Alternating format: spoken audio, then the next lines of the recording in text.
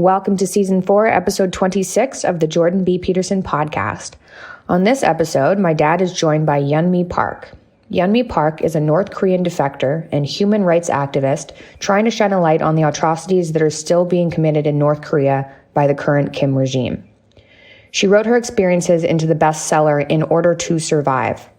She continues to tell stories of her childhood and escaping to remind the world of how terrible things really are for North Koreans. They discussed a variety of topics, including her story of escaping North Korea, being a slave in China after her escape, and Yeonmi's current opinions on issues in modern Eastern and Western society. This episode is brought to you by Helix Sleep.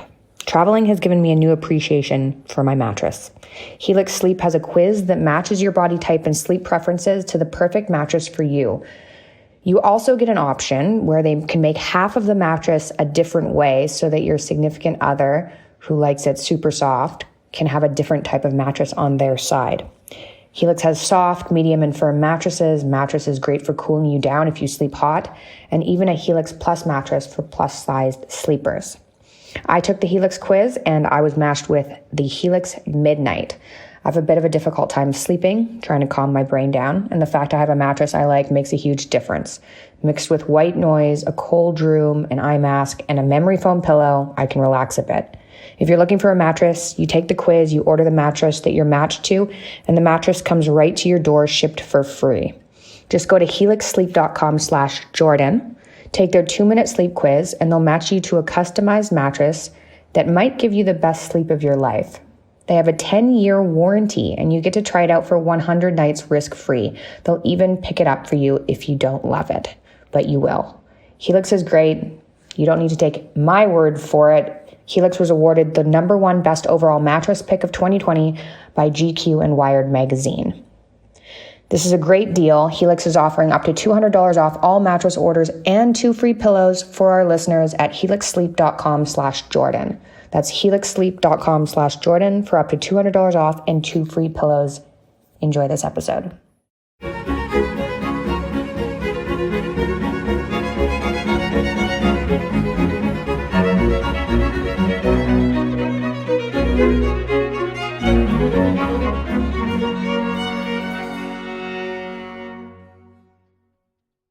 Hello, everyone. Something too serious today, really, I would say. I'm privileged to be talking to Yeonmi Park. Born in 1993 in North Korea, author of In Order to Live, 2015, a book which I just finished reading today, and human rights activist and TED speaker, Yeonmi Park grew up in a punishing totalitarian society based on Stalinist and Maoist principles, perhaps the last Stalinist-era totalitarian state on earth, and devoted to the worship of Kim Jong-il and his family. But at the age of 13, she and her family made a daring escape to China in search of a life free of tyranny and indeed a life at all. In her viral talks, viewed online nearly 350 million times, and in her book, Park urges audiences to recognize, think about, and resist the oppression that exists in North Korea and around the world. Hi there. Dr. Peterson, it's an honor to be on your show. It's very nice to see you. I finished about the last third of this book this morning, and it makes for harrowing reading. There's no doubt about that. So you lived through some of the harshest times, I would say. You and your family likely lived through some of the harshest times in North Korea in the 90s after the Berlin Wall fell and the Russian communists stopped supporting North Korea's economy. Maybe we could start, I think, by just allowing you to tell your story. So you can start wherever you'd like. And thank you. Exactly as you mentioned, after Soviet Union collapsed, they were stopped helping North Korean regime. And North Korean regime is like run by central government economy. So they decide how much rice you can eat that day per person based on their class. So even though the biggest irony of North Korea is that it was founded the idea of equality, make everybody the same, the communism, and then they called even themselves as a socialist paradise. But they made it into North Koreans into three big categories of classes, and within three categories, they divided 50 subcategories of classes. So it became the most unequal society that you can imagine right now in our human history. I was born in the northern part of North Korea. So during this Great Famine that was man-made famine by Kim regime, that's where most of North Koreans died, in the northern part where I was born. And the people in Pyongyang, in the capital, they were still well fed. So the modern example that I found was actually the Hunger Games. There is a capital and they divide 13 different districts. They make everybody else outside the capital on verge of surviving. So people do not think about what is the meaning of life, what is freedom. All they have to think about is next meal. Like, can I find food to feed my child? And in Pyongyang, they are really well fed and they have every intention to maintain the system and the regime. So that's where I was born in the 1993. Seeing the dead bodies on the streets was literally everyday thing. I never knew that was like weird word. And that's what got me the first when I came out. People were saying, like, why there's no revolution in North Korea. And first of all, we don't even know the vocabulary revolution in North Korea. It's a country where they don't teach us about the word love. There's no romantic love in North Korea. I never heard my mom telling me that she loved me. The only word that we know, love, is that written form of the word where we describe our feelings towards the dear leader, not about to another human. So there's no word for love, no word for human rights, dignity, freedom. And that's why, people in North Korea, they don't know they are oppressed. They don't know they are slaved. You said the information control was so total that you had absolutely no idea what was happening in the outside world. And you believed at that time that despite what you saw around you, that other countries were much worse. So even here right now in this 21st century, North Koreans do not even know the existence of internet. And we do not even have electricity. So, of course, in school, I never even seen the map of the world. I never even knew. So in school in North Korea, they don't teach me that I'm an Asian. They teach me that I'm a Kim Il-sung race. And North Korean calendar begins not when the Jesus Christ was born, when Kim Il-sung was born. So they cut out entire information and people literally get executed for watching photo information. And that is a crime to be dead in North Korea. So you do not have a freedom even to travel abroad. It's an entire black hole of information. You don't know outside that cave what's happening. But of course, like the leaders like Kim Jong-un, he went to school in Switzerland. The top elites go out, but the people at the bottom, most of them never even seen the map of the world. And we don't even know what Africa, other continents, other race. And that was like me. And you described the conditions that you grew up in. So first of all, what stands out quite remarkably is the degree of hunger. Yeah. So tell me a bit about what it was like when you were a kid in the 90s in Korea with regards to eating. So North Koreans are on average 3 to 4 inches shorter than South Koreans because of the malnutrition. And I'm like 5'2", but most of North Korean men are shorter than me. So if we are above 4'10" feet high, you must go to military. So tons of North Korean adult men are around 4'10", like even below that right now. So this severe malnutrition affects even our brain development. North Korea's average life expectancy is like, if somebody lives up to 60, we think they lived a really long life. Like my grandmother who died from malnutrition before her 60, everybody thought, she lived long enough to do that. So it is a different planet we are talking about. being in North Korea, of course, like only way for me to get my proteins were eating, grasshoppers, dragonflies, a lot of insects, tree barks, plants, flowers. And that's how we survive. And most of people die in the spring because that's when there's no like really insects and plants are. And that's where every spring there's most of people dying and majority of people dying that time. Yes, and you said that for you and for the people around you, spring wasn't a time of hope and renewal, but the absolute worst time of the year. And so maybe you could explain that.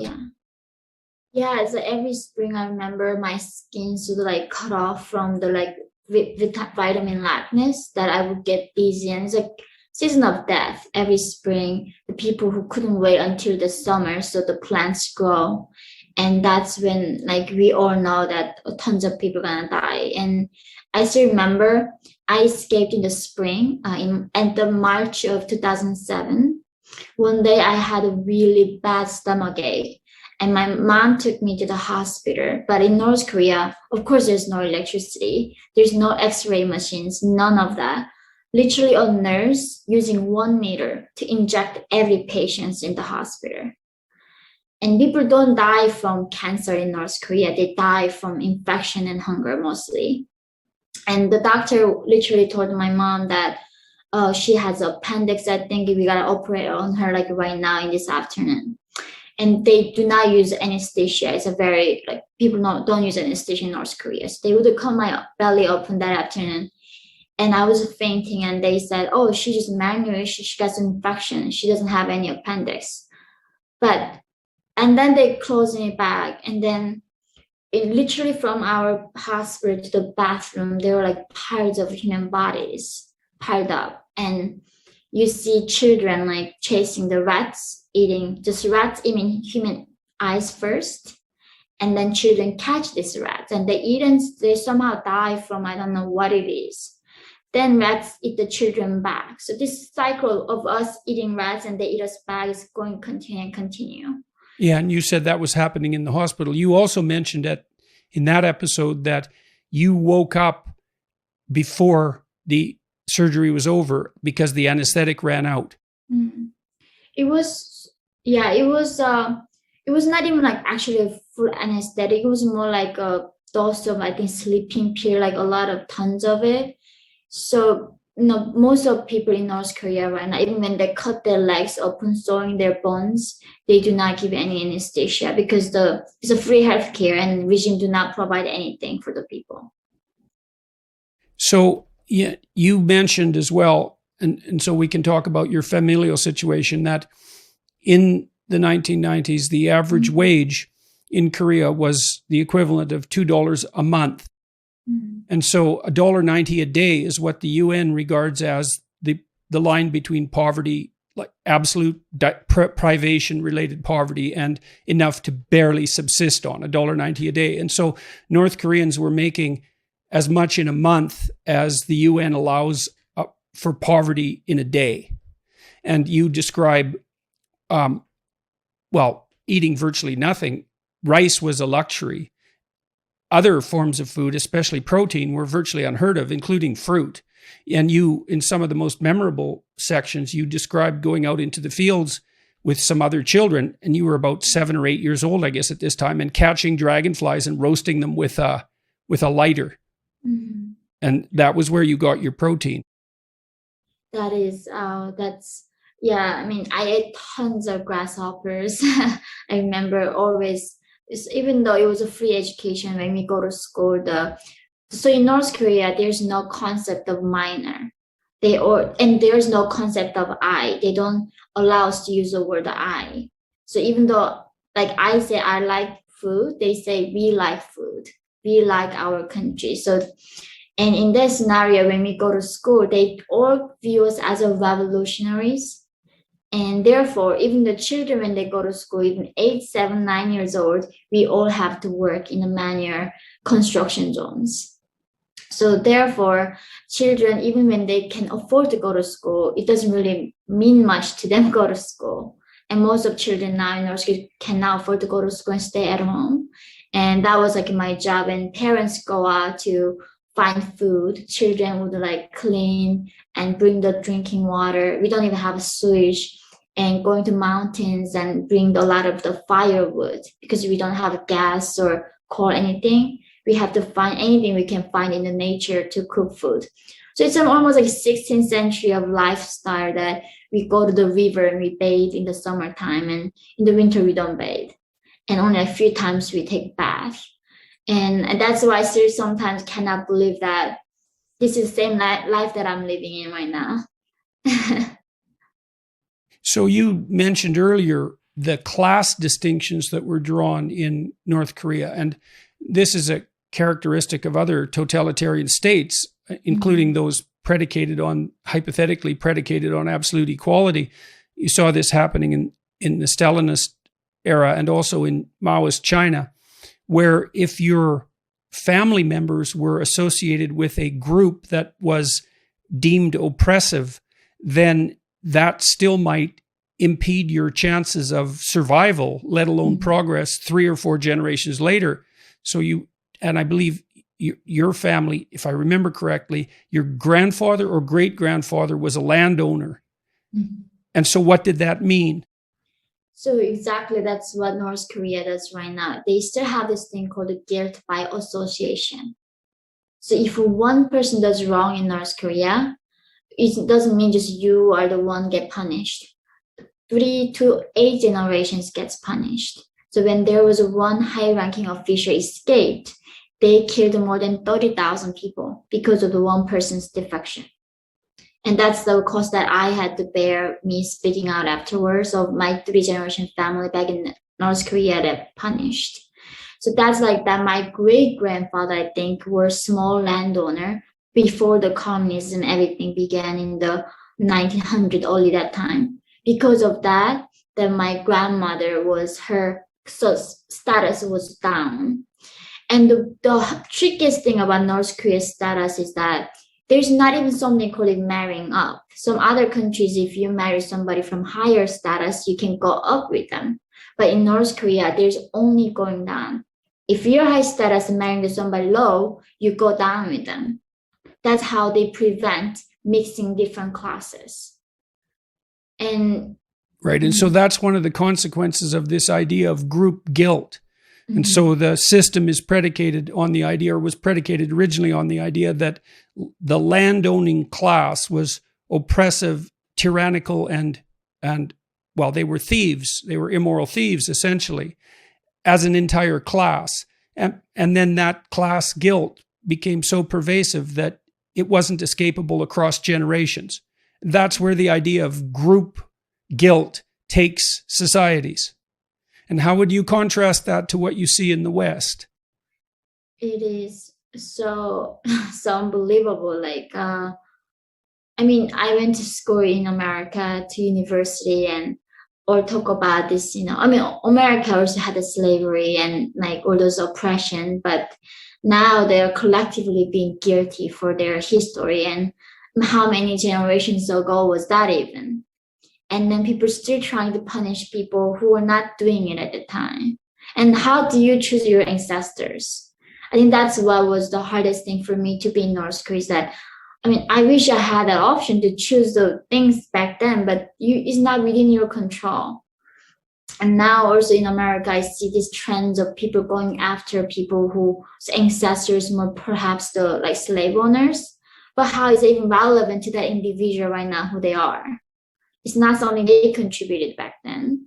So this idea of the guilt, collectively we associate them, and I just never knew that the rest of the world was going to be also like this in a different degree. But this is something that mainly North Korea holds against its people. They literally call your blood tainted. Because your father, your great-great-grandfather did something, that means you are forever, your blood is tainted. You are not redeemable. And almost now in America, I see that because some white people, their ancestors owned the slaves, they are redeemable. They should be forever guilty about their privilege. And the idea of this word guilt is also very, it's very hard to even look at this. And it's so heartbreaking. Why would you cause that kind of shame on other human? Why it's not their fault at all? Yeah, well, that's a good question. But why you would want that to happen? Well, I think it's part of a demand for some hypothetical radical equality. I mean, it is the case that some people are born, we're all born with different advantages and disadvantages, and some of those are linked to our ethnicity and our race from time to time. And there's an attempt to, at least in principle, level the playing field, but it gets very dangerous when you try to equalize the outcomes and when you enter the realm of guilt by group. That's a catastrophe. Everywhere that's ever been instituted, it's just a complete catastrophe, because exactly the same thing happened in the Soviet Union and in Maoist China. Your family, your father in particular, but also your mother, they, and many, many Koreans in the 1990s, when things fell apart so catastrophically, there was the reemergence of free enterprise in some sense. It was illegal, highly illegal. But tell us what your father and your mother did to survive. So as you said, in the 90s, until then, so in North Korea right now, you cannot own cars, you cannot own houses, everything's private. So no private property in North Korea. You don't even own your stuff. Everything is state-owned. So therefore, trading is illegal. That is you are committing a crime. But after the 90s, the Soviet Union collapsed, people had to find their own ways to survive outside the North Korean government. So the regime created this ideology called the Jute ideology, self-reliance ideology. So they told the people, okay, you alive on your own. We are not going to give you public distribution. You should figure out on your thing. Then, how do we figure out on thing? We don't have freedom. We cannot even trade. So people started getting into this thing called the black market. But often right. So simultaneously, so what was happening in North Korea simultaneously was that the centralized government distribution system collapsed completely when it was no longer subsidized. And the North Korean government decided that everyone was now on their own, while simultaneously making any ownership and any trade whatsoever illegal and punishable with extreme punishments. So you were on your own, but forbidden to do anything that would get you out of your condition of starvation and privation. Exactly. Now I'm thinking back, people said oh, what were you allowed to do in North Korea? I literally sat down one day, what was I allowed to do on my own? Literally just breathing. That is the only thing that I was allowed to do on my own. The regime literally tell you what to read, what to listen to. They even send you prison if you dance in a wrong way. If you wear jeans, they say it's a symbol of capitalism, they send you prison. If women wear skirt, pants, sometimes they say, women have to wear the skirt. And if you watch wrong movie, and even the haircut, they tell you what kind of hair. It was a funny joke for the Westerners. I cannot believe in North Korea you have to follow the haircut line, the guidelines. That's how controlling the regime is. They intervene every aspect of your life. And literally, when there are some times when we have even electricity, they would give us this radio that we cannot turn off. We can lower the volume, but can never turn off at home. So they force us to listen to this propaganda blast. Right, and it's stuck on one channel. Yeah, there's only one channel. And you can't move the station selector to listen to anything else. That's illegal as well. Yes. And that's the thing, the regime doesn't allow us to do anything, but let us somehow find a way to survive. And of course, that means breaking the rules in North Korea. And my father was involved in black market, where he started selling dry fish, sugar, rice, clothes, clocks, and then later the metals like copper, silver, copper. And of course, that was illegal. And that's how it was sent to prison camp. Right. And so he started to trade. Mm-hmm. And you mentioned in your book that the trading, as far as you were concerned, that the trading activity that emerged as a consequence of the black market gave North Koreans their first small taste of freedom. Mm-hmm. So what do you mean by that? Why did that strike you that way? Because trading is a very empowering act, because until then, North Koreans have to rely on everything from the regime. Literally even the water, everything. But when we started being creative and they say, okay, I can find the corn like a cheaper price in this region and then bring it to the other region and bring maybe fabric from this region to the other region. So we start getting more control over like how we even think, how to look. But it was like North Korea's marketization was extremely controlled and still very limited. But that was almost just giving the people now to think, oh, there is a life when I take my own control of my life. It's better than relying on government who just promise to take care of everything, but who never does. So now the younger generation has tasted marketization and thirsts for more freedom to being in the market system. So your conclusion was that there was a direct connection between the act of engaging in free trade, say, at the personal level, and the idea of freedom itself. Because it forces you to think for yourself when you trade. When you trade, it's not like you're thinking about, oh, how am I gonna like become a better revolutionary for the region? You think for yourself, like how is it gonna benefit me, my family, if I do this? But for North Koreans, thinking for yourself was something so unheard of. Like when we are born, the first thing they teach us how to bow properly and respect. And the first thing that my mom told me as a younger was not to even whisper because the birds and mice could hear me. She told me that the most dangerous thing in my body that I had was my tongue. If you slip out a wrong word, that is end of our like entire family clan. That's how much dangerous your tongue is.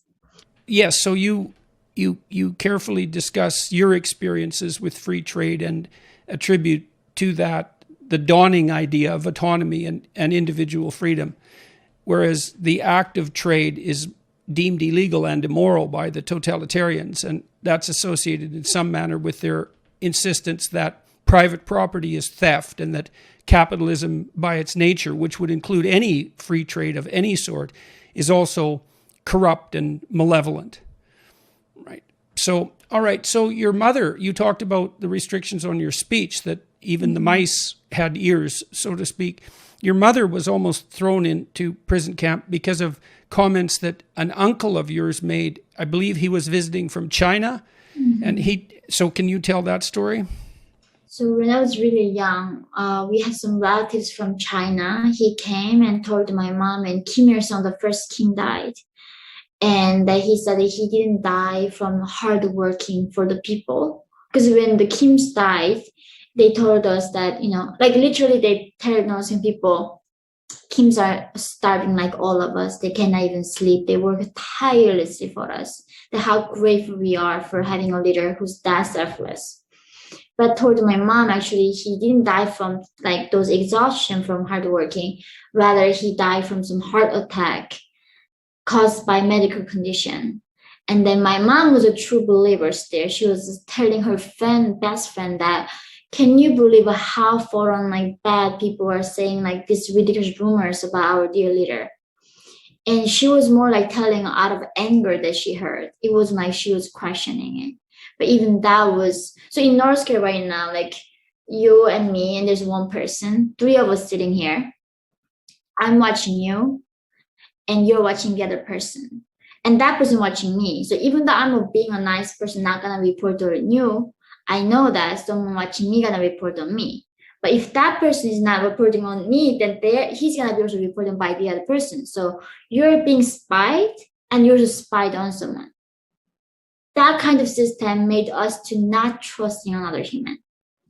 It killed our like trust in another person. Like we are always paranoid. So that's a good lesson for my mom to learn. Even she thought all her life that was her best friend. She was a spy. And she told the officials, and my mom almost like risked killing all of us. But the thing is, because she never slipped the word to another person, and she said from the intention of defending the revolution, they like pardoned her and told her never ever say something like that ever to anybody. So even my father never knew what was happening there. Right. So even though she thought the rumor was a lie, and when she talked about it, she was outraged, that was still enough for a full investigation with a tremendous amount of danger associated. And it was luck in large part that she escaped from more severe punishment. And the fact maybe that she had small children. Definitely. Like right in North Korea, like when you have a newspaper, every front page has to be Kim's. But when you turn in the back of the newspaper, you don't see the photo of Kim's. By mistake, if you read that newspaper, your family goes 3 generations to the concentration camp. So if you rip it. Oh yeah, so it's like if you get a newspaper, you gotta be very careful how the photo is gonna be positioned. So every household in North Korea have them portraits of Kims. If your house caught on fire, the first thing is not you holding your child and one up. You have to hold the portraits till your death. Otherwise, it's gonna kill 3 generations of your family again. So this is like the Kims are gods to us. They are almighty, that who can read our thoughts. I literally believe that it was like, so North Korea copied the Bible. In its exact Bible, Kim Il-sung was a god, loved us so much, gave his son to us, Jesus Christ, right, Kim Jong-il. His body dies, but his spirit is with us forever and ever. Therefore, he knows how many here I have, what I think, what my future will be. So if we sacrifice ourselves right now for the revolution, we are gonna join him in the paradise afterlife. So North Korea, therefore, is #1 Christian persecution country because it's so they copied it so like similarly. They cannot show it to North Korean people. There's some other ideology like that exists in other country. So that's why they don't also allow the religion in that way. So you spent a lot of time when you were a kid completely on your own because your father was eventually put in a prison camp and for a long time. And then your mother spent a lot of time away from you because she had to do what she needed to do to raise money so that you could survive. But also she was trying to deal with the situation with your father. So you and your sister, how much age difference is there between you two? 3 years. And she's older? Yes, I was 8 years old and she was 11 years old. And you spent a lot of time on your own. Mm-hmm. Months? Years. 3 to 4 years. So what would tell me about a typical day and a typical week when you were on your own? So you'd get up in the morning, you said the roosters would crow. There's no electricity. The roosters would crow. You were living in a city at that time? That time I was moving around a lot. So initially I was left alone with my sister when I was 8 years old and 11, my sister. We were living like that for 2 years and then our relatives separated us. Our uncle took my sister and my aunt took me to the countryside. That's how I lived also on our 2 years like that way. And so my typical day is like, when the rooster like cries, in the summertime, usually 5:30 a.m. and the wintertime is 7 a.m. They're pretty accurate. So North Korea still cannot afford the clocks. And that's how we follow the, rooster, the timeline. We get up and we go to the mountains and do the daily work. We go, and the regime also assigned the children to raise rabbits at home. And then we skin them and give the skin to the regime so they can make the soldiers coats with it. So everybody gets assignment with the regime. And also the thing is that they don't even have fertilizer. So they make sure that everybody bring their own bathroom stuff to the school. So tons of them. So even when you're a child, you get tons of assignments from the regime. Every single one of them associate to something and get your assignment and get it done collectively. Yes, well, you said that as a school child, all of your friends, your peers, as well as the adults, were set out all the time to collect dog waste and human waste, and that was actually stolen from toilets because it was valuable. It had to be handed over to the state because that was the only source of fertilizer. Yeah, so even that. So I remember one of my culture shock was when I was seeing the trash cans for the first time in my life. Because there was no trash can in North Korea. We literally had nothing to throw away. And coming to the West where people are having these trash problems, it's like, where the heck am I? And in North Korea, even your own poop is so valuable that they fight for poop. It's like the war on poop. And if you don't bring the quota, you're going to be punished by the regime. So the kids is rather when they in school, they don't study. They send out us to hunting for poops and everywhere and gather them, bring it to school afterwards. Right. Well, that was one of the most striking parts of the book. I've read a fair bit about poverty-stricken existence under totalitarian regimes, but that was the first time I'd encountered that particular wrinkle, let's say. So, all right, so you're 8 years old and your sister is 11 and you get up with the roosters and you have work to do. What are you eating at that point? How much are you eating and where do you get your food? It really depends. In North Korea, it's not like when you eat, it's so random, like what you get that day. It's that's the thing. I never seen a cookbook. How do you find the half pounds of pork and flour and like scallion? Like we just eat whatever we have at that moment. So if that day we had potatoes who were like frozen outside because we didn't have a place to put them, then they becomes very dark colors. We cook them and then we put lots of water in it and then some dried cabbage in it because, usually water fills you up. So a lot of food has a lot of soup in it in North Korea to fill you up.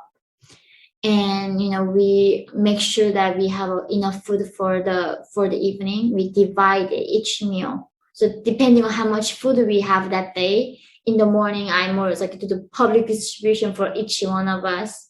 And how much you can eat per like certain meal. And some days we just cannot eat. And who was distributing it? My sister was the one more like chopping wood because she was bigger. She was doing more manual work and I was the one more like cooking and doing the domestic work. And where was the food coming from? Apart from what you gathered?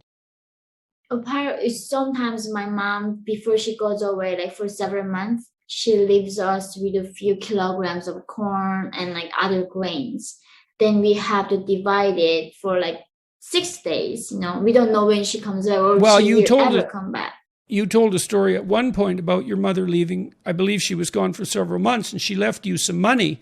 Mm-hmm. And you and your sister spent it on sunflower seeds and something else. Some cookies on the way back from where your mother left from. And then you had no money for all the time that she was gone. Exactly. So we learned that lesson. The first time she left us, gave us some money. And then we never had those kind of big money in our hands. So on the way back, we bought sunflower seed and some cookies in the plastic bag. And then we had nothing left for us. And we were not even, so in North Korea, we don't even have phones. It's not like you can call up somebody, where are you? Like a lot of times they go out and they never come back. They might die on disease or station, or accident. A lot of people never hear back from. So going on a journey in North Korea is like higher chances of you never seeing them again. And so even though mom would say, I will come back, but we never knew she would. And once that happened, the first time we learned a lesson, mom would like leave us a few kilograms of grains, then we would divide as much as we could. So we would not run out until she comes back. And you said that all you ever thought about, and your sister as well, was food. Mm-hmm. And that you dreamed about bread and you fantasized about bread and you talked about how much bread you could conceivably eat and that you were possessed all the time with hunger. I know, I'm still thinking, as a child, I never ate till I felt full. So I never knew what was limits of my own stomach was. I never knew how much should I be fed so I feel full. So as a young man, I literally thought if I even eat the mountains of food, I thought I would never feel full. So we would compare how much I can eat more. So my sister said I'm 100, I'm 1,000, then a mountain and 10 million and whatever the number, whoever comes up bigger. And that's how we were just dreaming of it. That was the only thing on your mind. So that's the thing. When people talk about the civilization, right? It falls when you don't eat. People become animals. We lose all those dignity. All you're thinking is just food, basic survivor. And that's what my people always dealing with, the basic survivor. Yeah, and you were at that time too. You were seeing death everywhere as a consequence of starvation. It's I still remember like one day my sister and I walked by near the well. It's like people bring the drinking water. There's a young man, I don't know, like maybe teenager. He lies down and his intestines just comes out of him, and he was still alive. And like, I'm hungry, give me something. But as a young mind, I don't even feel sorry. That's the thing haunts me the most, is that I feel nothing all my life there. Like, and because every single thing I saw was like that, and now I'm thinking, was I a psychopath? Like, how did I feel nothing about it? But that's, I think, so desensitized North Koreans are.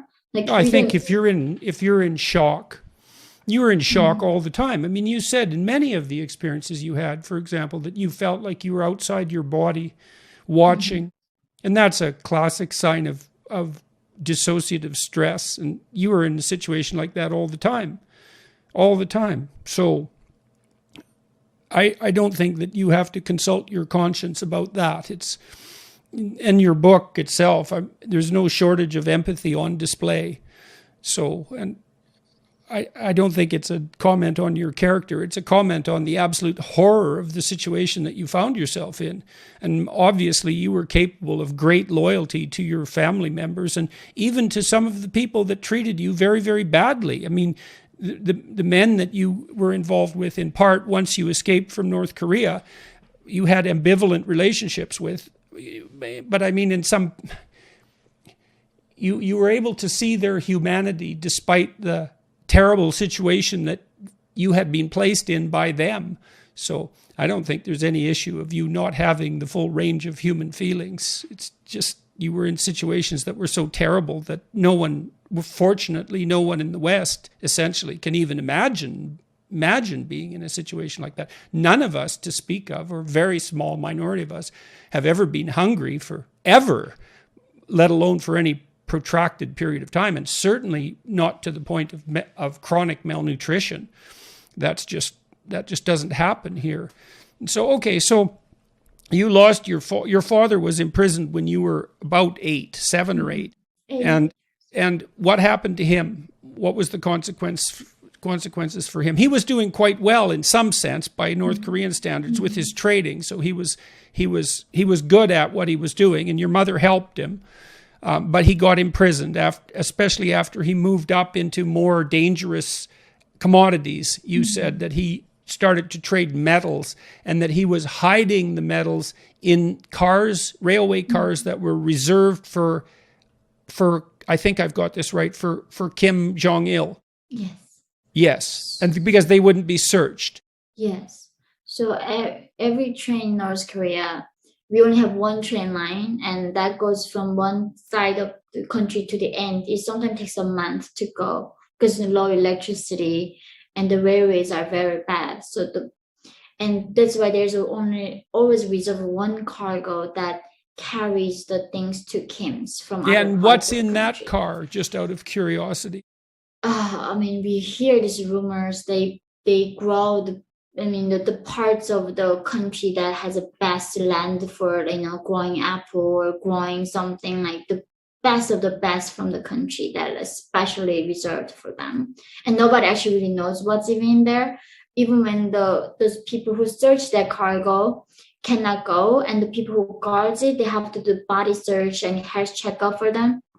So that's how severe it's controlled. So really nobody knows what they're carrying inside. And my father was able to do something with them and then carry the metals in that cargo, hiding. And he was bribing guards to allow that to happen. Yeah. And then he got caught. Yeah. And was put in so talk about the prison situations, because just normal life in North Korea is unbearable by all accounts, but the prisons take that to a whole new level of hell. So what would have your father experienced in a North Korean prison camp? So there are 3 types of prisons in North Korea. One is called the Gwaliso. It is concentration camp. Usually you're born there. So let's say one day my grandfather committed some crime, then they take the older generation to there. And it is like a permanent living condition there. You live there forever for the rest of your life. And you're born there. You can be born there because of the group guilt of your ancestors, so which never goes away. Right, you can never redeem by your group, your whatever your ancestors did. Forever you're there. So they don't even consider these inmates a human enough. They don't even teach them who the leader is. They don't even know what Kim Jong-un is in that concentration camp. They are just. You said they're not even allowed to look at the guards. Yes, but that is every level. So where my father went was a prison camp. But those people know what Kim Il-sung is. But the thing is, they too also treat them like animals. They don't let them to ever see the guard's eyes. And of course, the conditions are, it's a Holocaust, what the UN said. In 2014, the UN did a 3 years investigation, and the only resemblance that we found in our history is a Holocaust. This is a Holocaust happening in North Korea, again. And do you have any idea how many people are in the concentration camps, the worst of the prisons? Do you know what the estimates are? They say around 200,000. And what about the total prison population? Do you have any numbers for that? Because so many are dying. So when you go to the prison, a lot of them die within 3 months. So those numbers are very hard to get.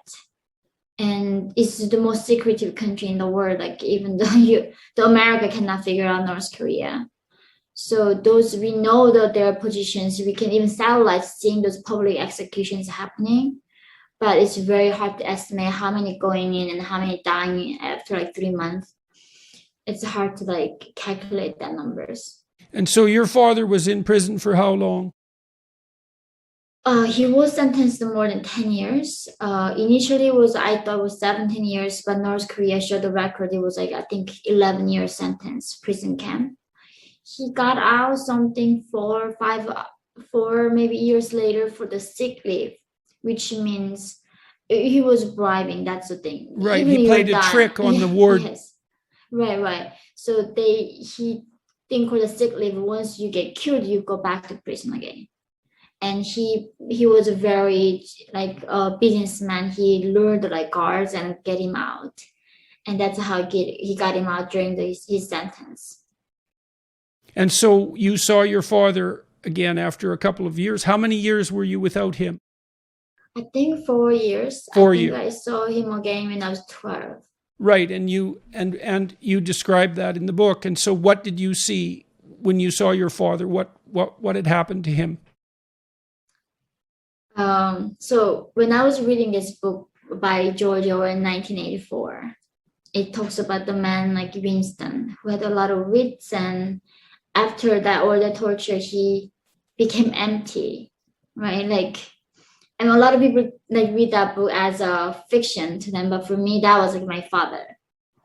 When I saw my father again, of course he had no hair. He just got out of prison camp. All he got was just bones, literally skin on the bones.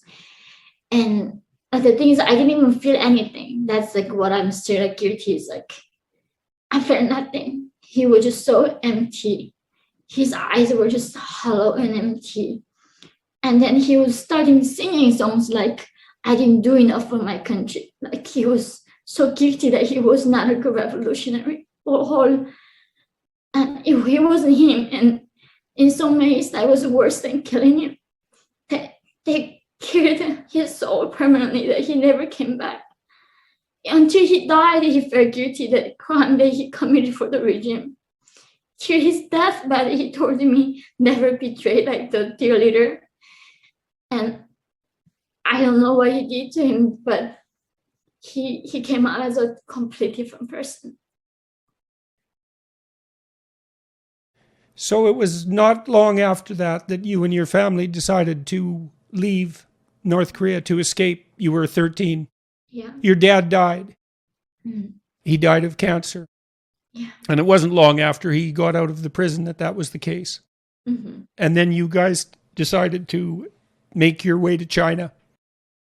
No, I escaped actually. So my sister at 16, she escaped first with her friend. And I told you as I got my stomach ache, she left me a note to say, go find this lady, she will help you to escape. Initially, I didn't plan to escape with my mom. I was going to escape with my own sister, but because I got sick, my sister had to leave first. I found the note and found the lady with my mom and told her that she told me if I go to China, she said I was going to find my sister. Right. And then, but when you're so desperate, like you don't even know what China is. Like we don't have internet to search and what's going on in China. Just hoping, because China is the only place that had the lights at night. And if you look at North Korea from a satellite image, it's quite interesting because the entire country is black at night and it's surrounded by the bright lights of South Korea and all of Southeast Asia. But you have this immense territory, the whole north of Korea, that's completely dark. And you talked about standing with your boyfriend at that time, looking at the lights in the distance of China, but you didn't know anything about it at all and had no idea what was going to happen to you if you escaped into China. No, I did not even know what was China. I just saw the lights, and maybe if I go where the lights were, I thought maybe I would find a bottle of rice. That's how innocently we thought about it. And right, and some of that motivation was direct hunger, right? You were hoping to find somewhere where you could at least get enough to eat. Yeah, it was. That's the thing. It's a thing when people say you're so brave that you risk your life for freedom. Like, no, I wasn't.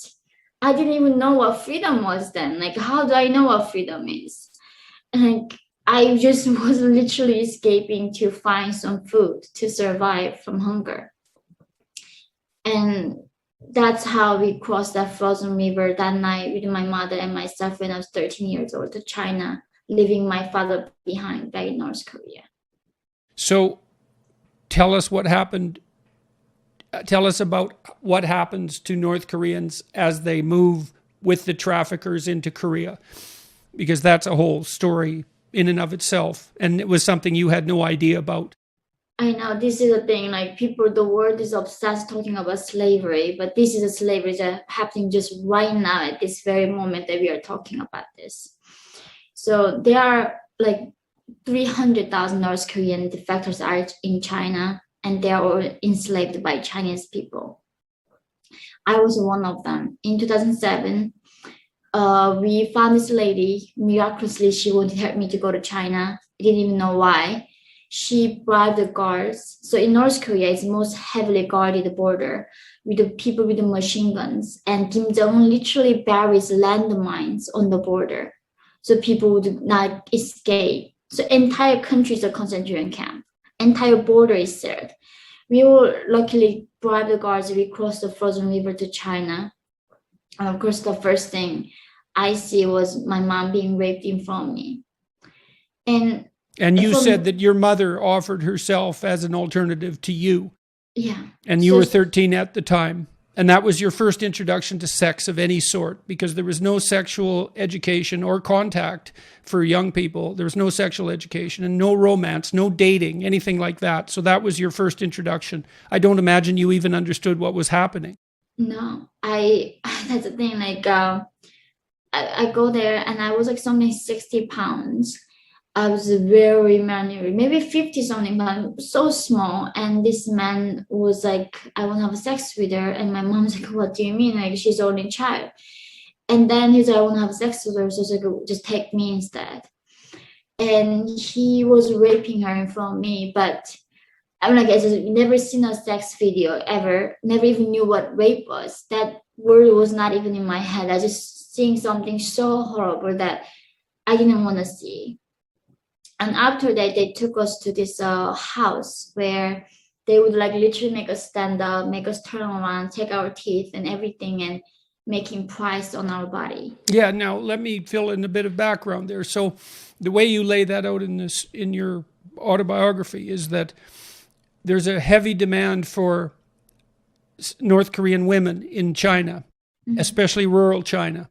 And the fundamental reason for that, apart from desire for labor, is that China instituted a one-child policy back in the 60s, and many female female fetuses were more aborted than male. So there's a disproportionate number of young Chinese men who have no partner and no probability of acquiring one because there's an absolute shortage of women.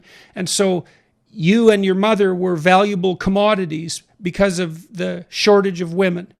Exactly. Yes, So, I've as got you that said, right. And there was a price on, you both had a high value. Yeah. And that's when you entered what was essentially the world of slavery. Mm-hmm. It's as you said, right now in China, literally 30 million young men has no hope of finding women in their life. 30 million men in China right now. So because of the regime, Chinese regime do not want these men to revolt even because of dissatisfaction with their lifestyle. In a way, Chinese regime does not cracking down on this human right trafficking either. We are almost like the price they are using to pay for this make men not to revolt. And then, so when we go, I was 13 years old. I was a virgin. So my price would be less than $300 in 2007. And my mom's price was less than $100. That's how little a human being worth right now in this 21st century. And then each trafficker buys us, price goes up. So the second trafficker comes and buys us and then pay more price. Then they sell us to the Chinese farmers or the men, or to sell us to brothels or prostitution and like a lot of other like underground world and sell us like products like commodity. And then I remember that's the thing. Like at 13, they were asking, so in China, in order to be here, you gotta be sold. And I didn't even know what human trafficking was. Like, what do you mean you're selling a human? I'm not a puppy. Like, how do you sell me? And they were like, no, you gotta be sold here. And they said like literally to me was that, oh, if you don't want to be sold, you can go back to North Korea. We can let you guys go back. But the thing is, going back to North Korea is a death. Like, even though miraculously regime doesn't punish me, there's no chance for me to find food. I mean, that's the hardest thing. It's like there's no place for us to go outside of North Korea. Like, if we leave that country, whatever the condition is, it's better than being in North Korea because at least in China, we are being fed.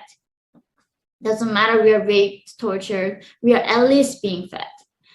And that's how we stayed in China and they sold me separately from my mom because, they can charge two people's price. So they sold my mom and sold me separately. And that's how I got separated from all my family at 13. Yeah, well, you said at the beginning when you went into China that you didn't tell the smugglers, the traffickers, that you were traveling with your mother.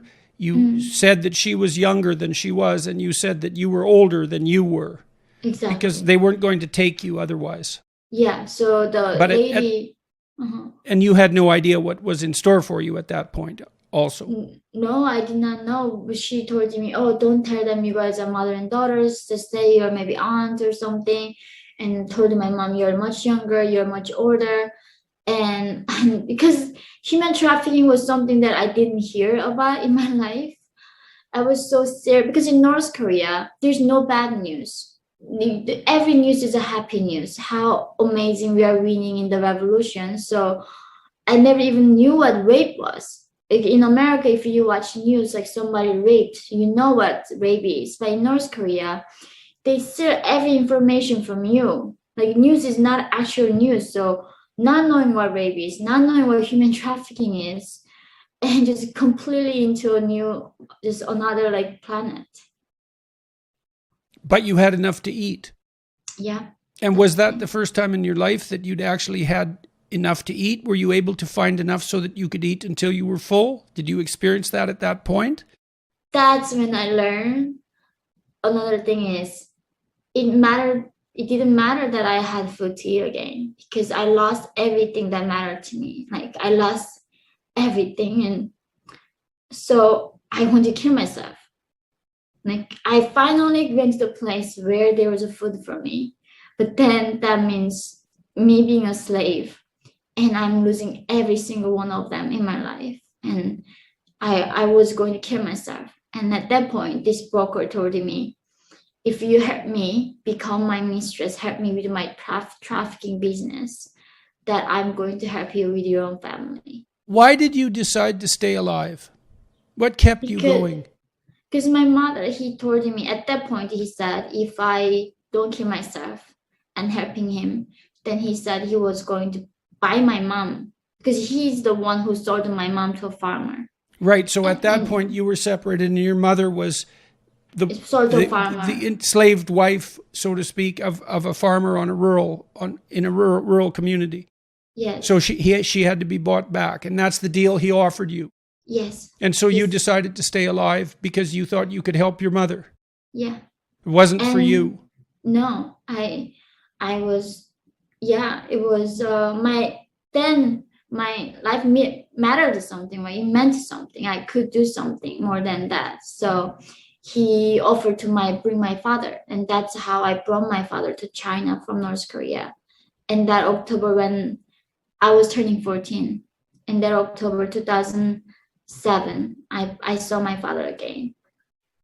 And so then you were with this man, Hong Wei, was that his name? Hong Wei. Mm-hmm. And you describe a very complex relationship with him. He was violent and a gambler, so he would spend vast amounts of money raised by this trafficking trade and disperse all of it in gambling fits.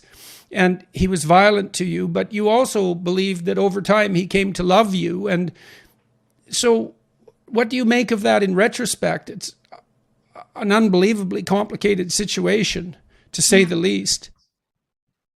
Even though actually is a thing, last year he came out of prison in China after 10 years serving sentence, and I sent him money from the US to help him.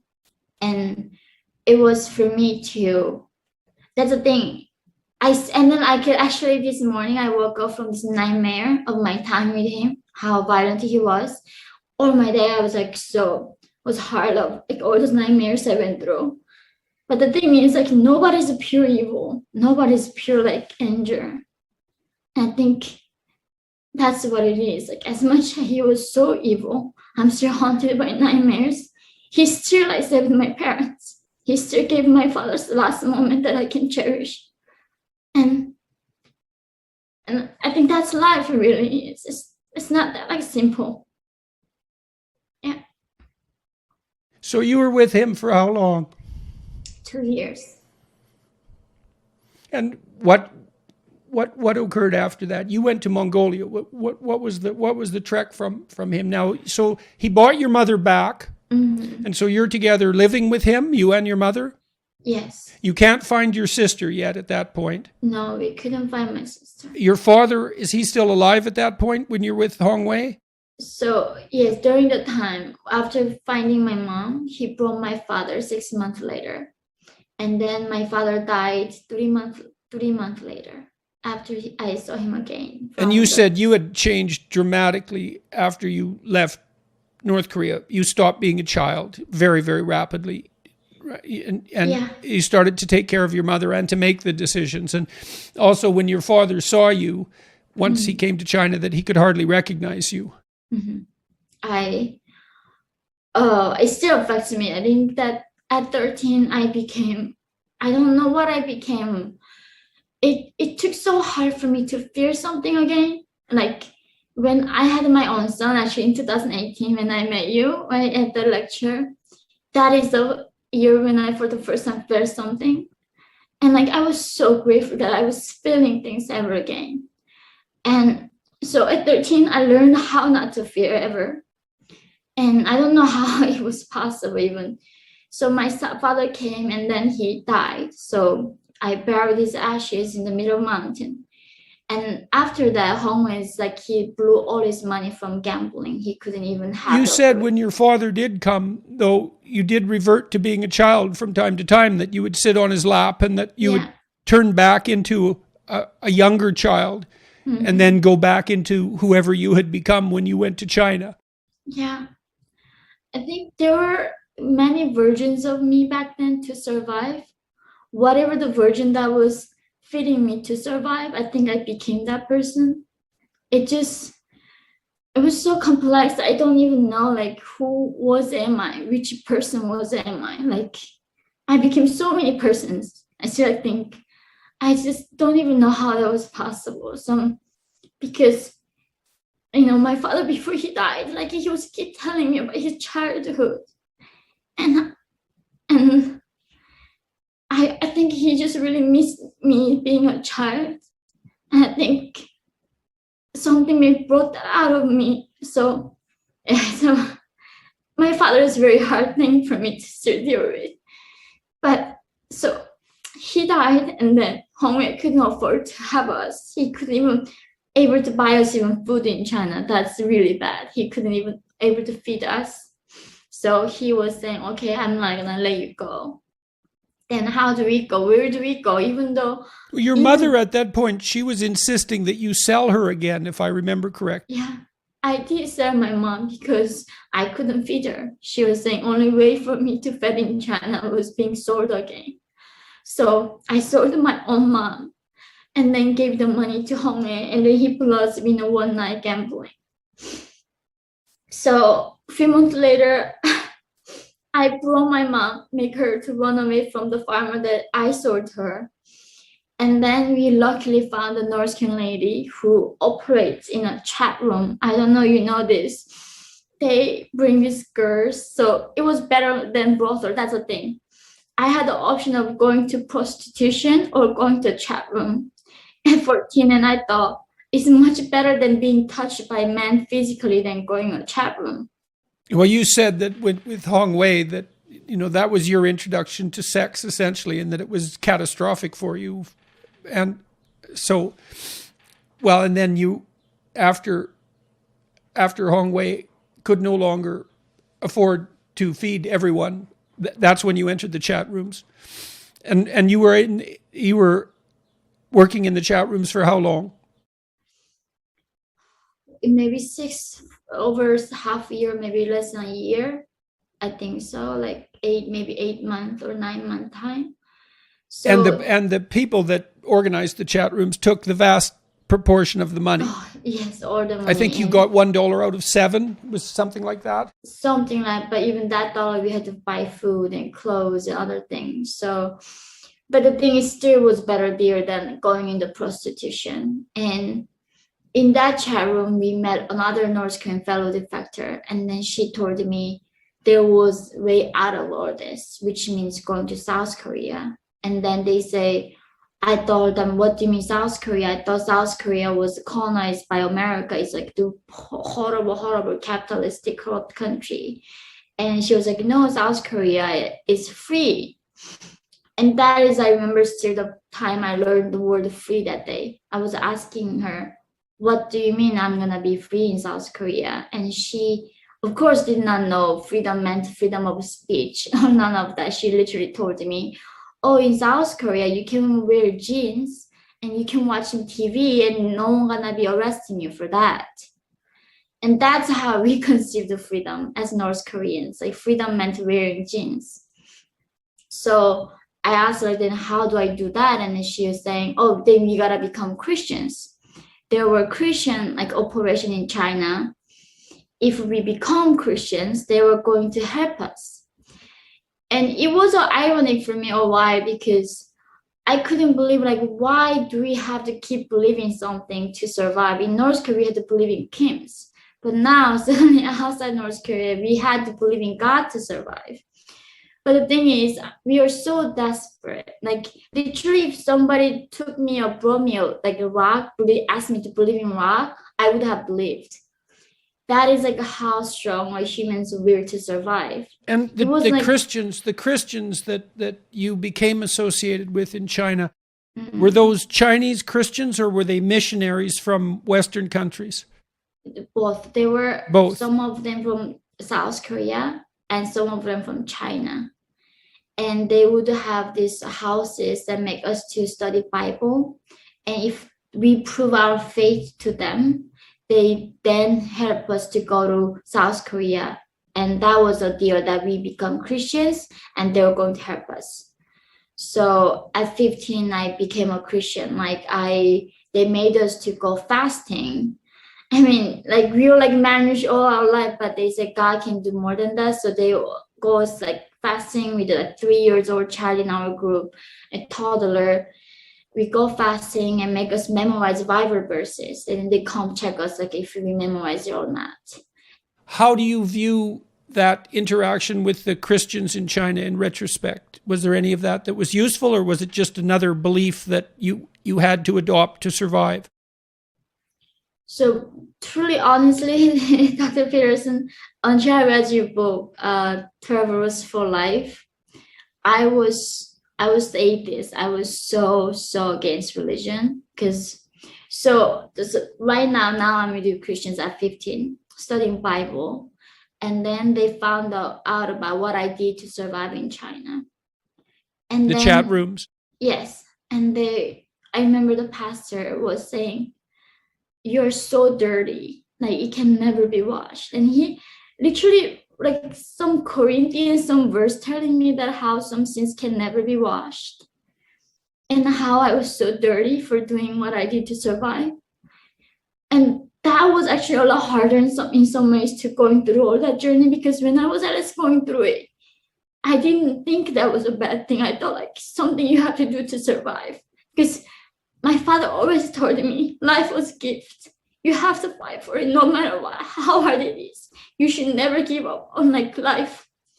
And then I'm suddenly now with this missionary telling me what I did was wrong. I should have like died instead of doing something that dirty to survive.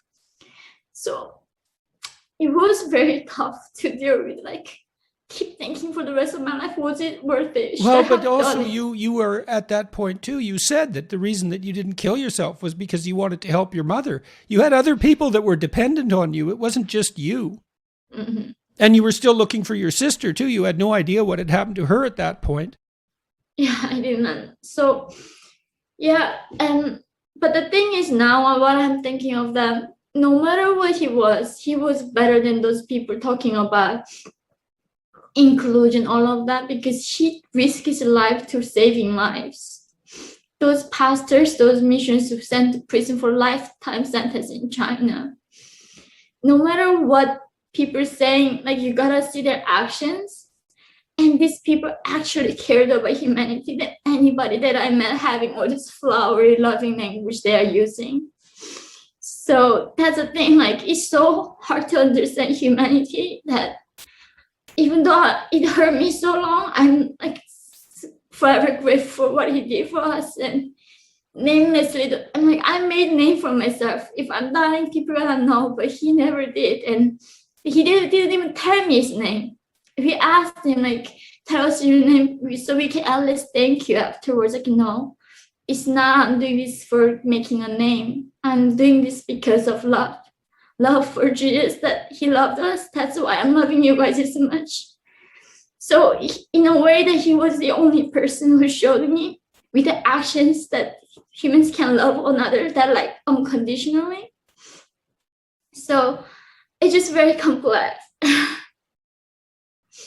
So it was his group that took you and your mother to Mongolia? They told us how to go to Mongolia, because in desert, there's no way you can make it out. It's like, it's a random luck. It's a pure luck. That's why I think maybe they were more religious. They were waiting for God's sign to send us, because it's not like guide taking us. If you getting into the Gobi Desert, most of chances, like mostly you're never going to be found by any human being on earth. So you decided that you would just go into the desert and take your chances. Yeah. So and that was you and your mom? And then we have 5 other people in our group and 1 baby with us. So it was a 8-people group. And then they told us, go follow northwest direction with 1 compass. And then if you cross 8 wire fences, hopefully that's going to be Mongolia for you. It's a random chance of taking the luck. And so why was Mongolia a reasonable target, or were you just out of options? Because it didn't cost money. if we wanted to go to other countries like Thailand, we had to pay the brokers, but we didn't have money. So Mongolia was by walking, we crossing the walks. When you walk, you don't pay anybody. So now really nobody escaped through Mongolia because it's too dangerous. Now most of the factors escaping through Thailand, but we were the last people who ever crossed the desert to make it successfully. So what happened in Mongolia? You did run across authorities. Yes, we did. After how long? How long were you in the desert? We were actually only there one day, but it was 2009 in February, minus 40 degrees. Minus 40? Yes, in desert. It's below Siberia, so usually guards would think like nobody's crazy enough to cross desert right now in this temperature because you can die like within a few minutes if you don't move in desert for even 10 seconds, you're frozen there. You're like constantly moving every second. And so, you said you had almost no clothing at that point because they told you to pack light. Mm-hmm. Like my mom. How come you didn't freeze? I mean, minus 40 is unbelievably cold. Yeah, that's a miracle. Life is a miracle. It's like some things you cannot explain in a human way. It's just like people say it's a luck. Maybe you can say it's a luck. I don't know. I remember like everything was frozen and we didn't even have gloves or scarves. That's the thing. And now I'm like complaining how cold Chicago is. Like, no, we were wearing these bare, no snow jackets, none of that. And all I remember was we reminding each other we gotta keep moving because when you're frozen, it gets very sleepy and like you're losing a lot of senses. And then maybe you want to rest. And then we were reminding each other, no, we got to keep going, like dragging each other, moving. Every second counts. We got to move. And did all 8 of you make it and the baby as well? We made it because initially we have to drug the baby. If the baby cries, the guard's going to hear us. So we would give him the sleeping pill to make him sleep. But sleeping in that frozen like weather is so dangerous thing. So we have to constantly waking him up, like passing around between people to keep him awake. And he made it too. Huh. So you were picked up by the authorities and you were put in a holding camp essentially. Yeah. It didn't seem, compared to many of the other things that you had been through, it didn't seem as awful. Is that reasonable? So tell us about that. So the thing was in Mongolia, it wasn't something physical hardships we went through so much. It doesn't matter. But the thing is, this is the thing. Later we learned, like, so Mongolia, they wanted to send us to North Korean side. I mean, to the Chinese side, and then send us back to North Korea. So we literally brought the lasers and like poisons to kill ourselves in front of them. And we thought like they were sending us to China side. But later we learned that these soldiers had never intention, but they loved looking at our reactions, how we would react. Really? And yeah, that's the thing. Jesus, it's so unbelievable. I know. It's like literally, I remember like trying to calm myself with a laser, telling my mom like we did everything we could to make it, and luckily they stopped us right before we cut ourselves. But the team who came after us, they went too far, so she didn't swallow the poison. And then they took her to hospital, and she became like mentally like lost a lot of her senses afterwards. So it was a game for a lot of people, like teasing us, seeing someone like. And I think that's like those very hard at this point, like to try to make sense of like being a human, like, it's just so hard to know this is like the same life that I've been having. It wasn't like some dream or something. So you were, after that, you were reasonably treated in Mongolia, but you were also subject to a lot of interrogation. Yeah. And why was that? Because one is they tried to screen the spies out. Because North Korea sends a lot of spies disguising as defectors and send them. So they can assassinate like me, someone who speaks out. Or get information who my relatives are and then send back to North Korea so they can punish the family members of the defectors. So a lot of defectors, just like spies can do. But not only that, South Korea also had a very like heavy discrimination towards North Koreans. And the country is still they blame the victims when it comes like the rape. They like, because of you got raped, not the man. So I remember like during my interrogation, he asked me like, do you have tattoo in your body? And I was 15 years old. And I was like, no, I don't have tattoos. Like, are you They sure? were looking for marks that would prove that you were engaged in prostitution. Exactly. So I was like, no. And it's like, I'm going to take off your clothes here. Like, are you sure? It's like, yeah. And that's when I realized, like, really, like, there was no angel at all. Like, there's nothing better country. Like, of course, there's all degree of bad and good. And South Korea actually is another hard place for North Koreans to adjust. And like 2 years ago, there was a mother and son died in the middle of Seoul, South Korea, from starvation because of the ignorance from South Korean public towards them. They died from starvation in the middle of like capital of Seoul. South Korea. So you went through this lengthy interrogation process in Mongolia, and then it was decided, and your mother was with you, and it was decided at that point that you were genuine refugees, and you made it from there to South Korea. Yeah. And was that to Seoul? We know from Mongolia, several months interrogation, they take us to another 2 months of the interrogation at the South Korea's intelligence facility. Then they take us to 3 months of re-education program. Right, and that's when they taught you how to be integrated to some degree into South Korean culture. So talk about that too. That's very interesting. Yeah, so they give us this 3 months of training periods where they introduce us to this new planet. And that's once they've identified you as genuine refugees. Exactly. So then you got in that stream. Yeah. Once they're proven, sometimes they even go through those like lie detectors with other defectors. They really make sure that you're not a spy and saying everything is true. Once that is proven, they put us this 3 months of training period where they tell us what bank is, right? As a North Korean, we never know what bank or ATM machine is. They tell us like how to ride a bus, how to ride a subway,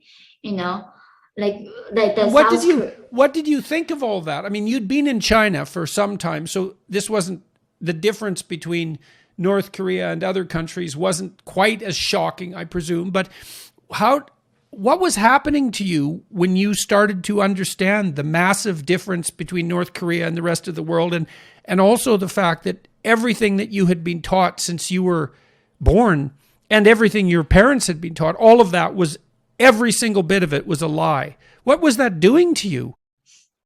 That was the thing, like as you said. I remember they said, Korean were started by Kim Il-sung, by Americans.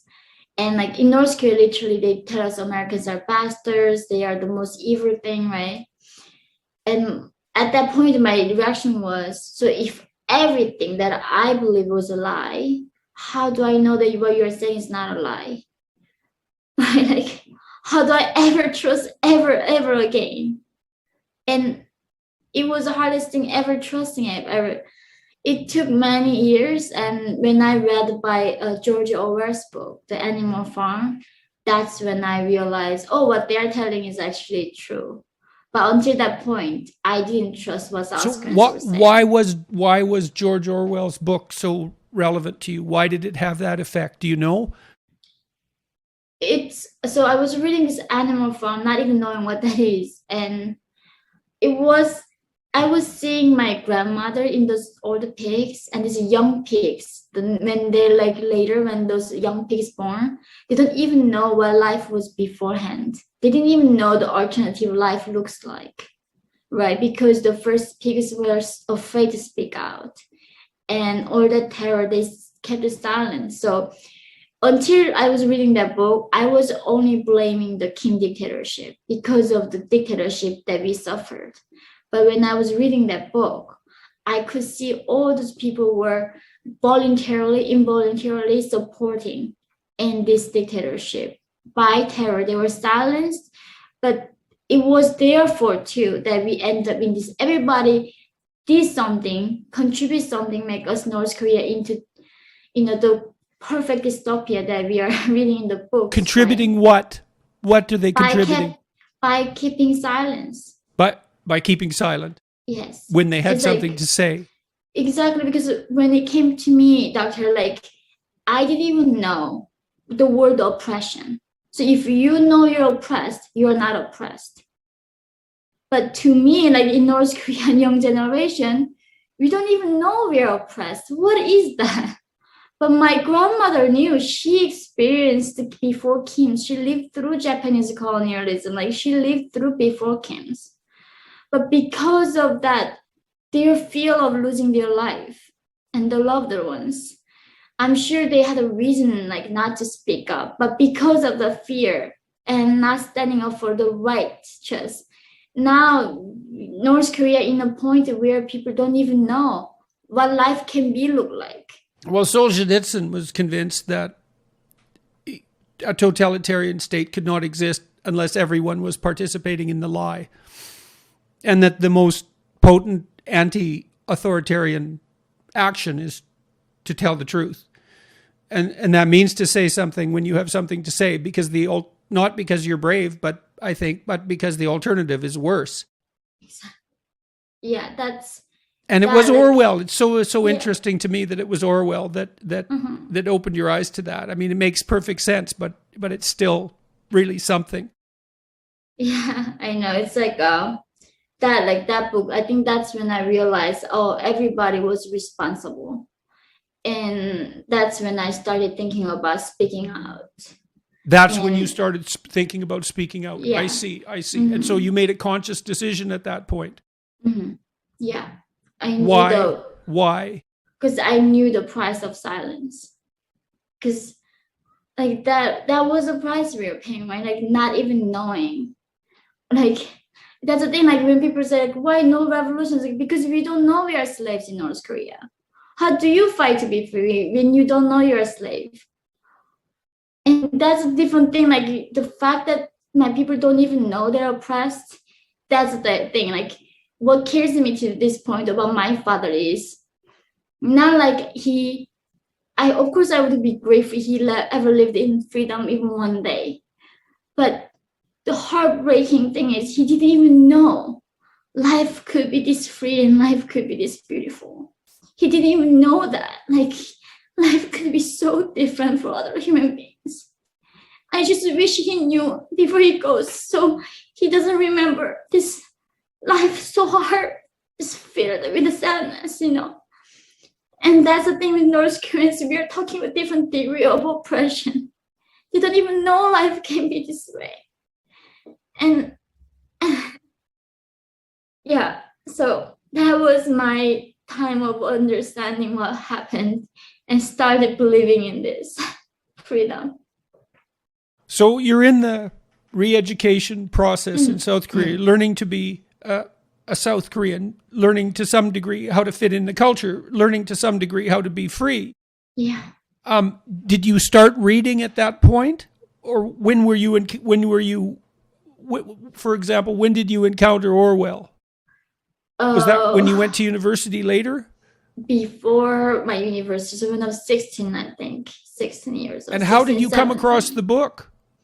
It was, so I was in this de facto school because I was 15 years old, almost 16 years old. They did a placement exam for me. And I just said, I don't even know the map of the world. My grade came out 7 years old, intelligence. Right. So you got out of the re-education process, and then you lived. Where did you live with your mother after you left the re-education process? They put some in a public housing in the countryside where a lot of mentally ill people were living.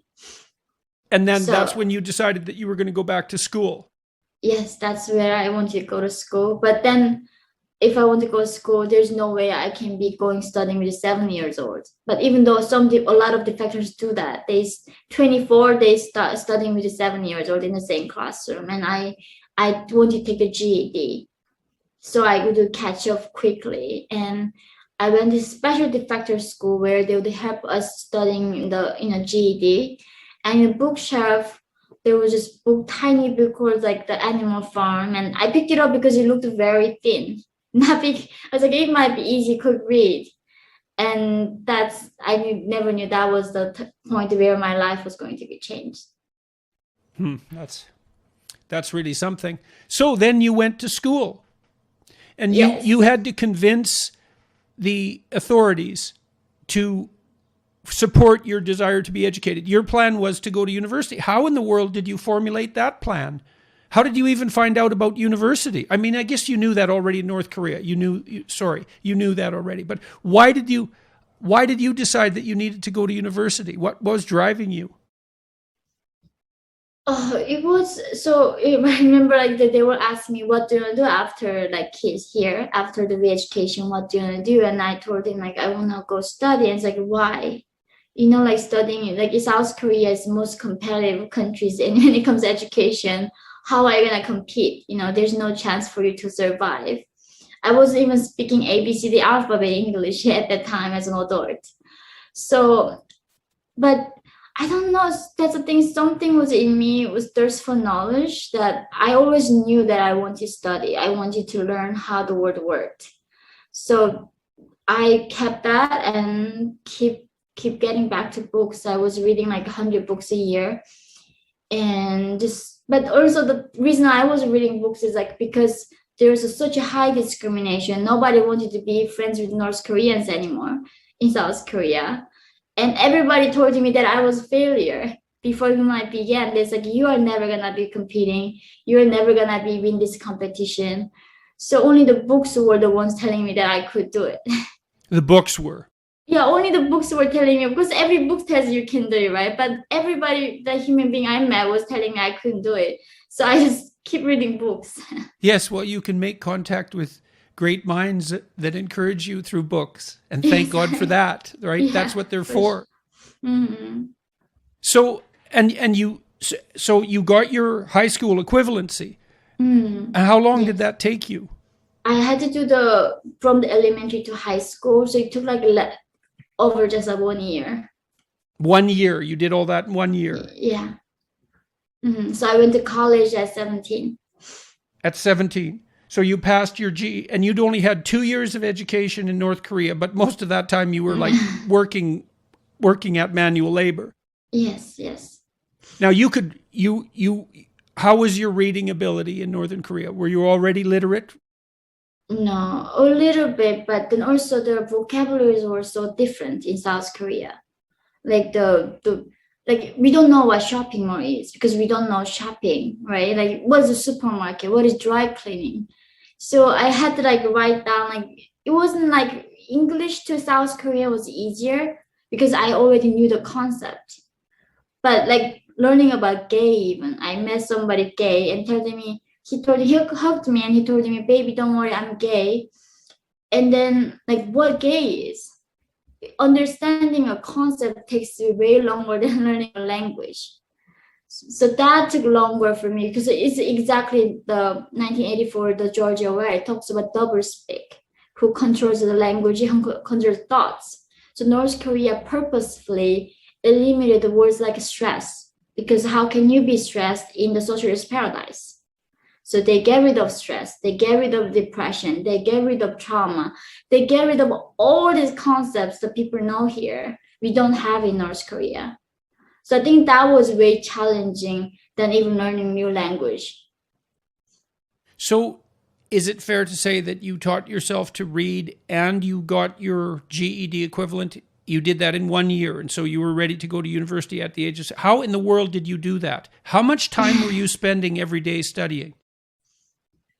I didn't. So that was a funny story. I ended up in the ER, and then like they were saying, "You're malnourished," because I didn't have time to eat. I forgot to eat. So even when I was sleeping, I would turn on the like a TED Talks or NPR so I can like listen. My brain still kept working. And even when I was sleeping, I would put the books behind my pillow so the like knowledge would go into me. I was obsessed. I was crazy. You were obsessed with... Yeah. I was completely obsessed with learning. And how did you manage to survive economically during this time? How did your mom and you make money? I know you got some money from the South Korean government, right? Was that enough to get you through that first year, or what happened? No. They give for the 6 months. They help you to pay your cell phone bills and the house like the amenities, right? You pay the utility bills, but after 6 months, you're on your own. So you're completely obsessed with studying to the point where you're not even eating. And we should also just stress here, it is definitely the case that the education process is unbelievably competitive in South Korea, as you've already pointed out, far and above what people young people in North America can imagine, or in Europe for that matter. And so you were facing very, very heavy competition. So, but you got obsessed to the point where you weren't even eating. That's amazing, because I would have thought that you would have been more motivated to eat after what you'd been through than virtually, but you were hungrier for knowledge than for food, and you had been starved of both. Exactly.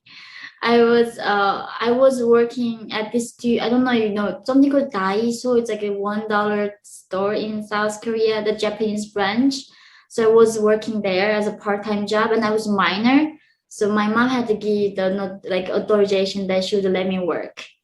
And then I was working this wedding halls, like serving food as a waitress. So I was working, and then my mom was also doing the dishes and helping me. And I was living in these rooms in Seoul because I was studying where underground, I didn't even have a window. And I still remember those times. I was so happy because I had a goal. Like I was, like this tiny room where you can just stretch your feet like barely. I'm like 5'2", I'm tiny. In that room, I was like living there. All I had was books with me and dream. Yeah, well, a room full of books isn't small. Exactly, it was large, yeah. Right, absolutely.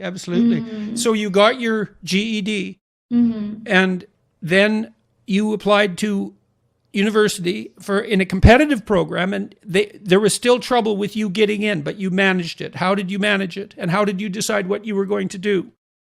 I was going to study criminal justice. I saw so much injustice, and even in South Korea, I saw so much of it. I really wanted to understand how that worked. What this thing is called justice.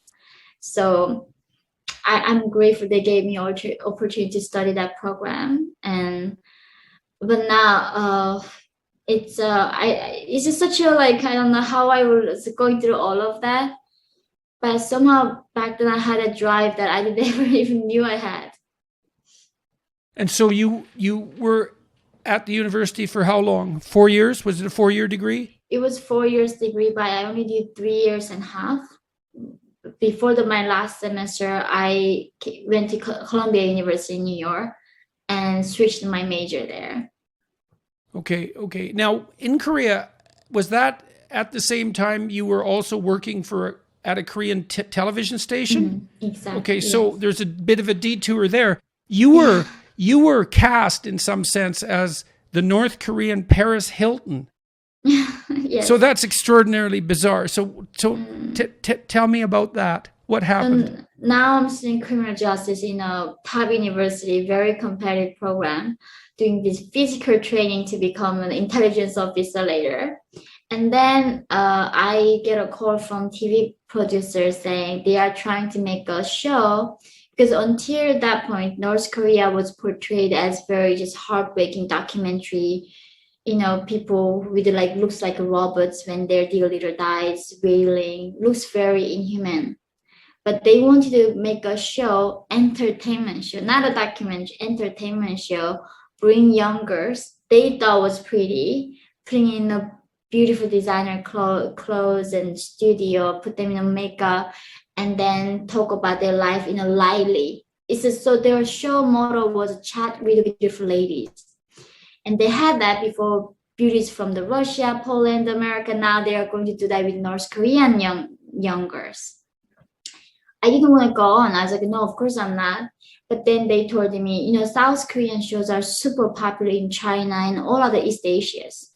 because you lost your sister, your sister might be able to see it and then find you in South Korea. But because before that, I was looking for my sister on a one educational program, and they saw me there and then found me and they knew that talking about my sister was gonna get me.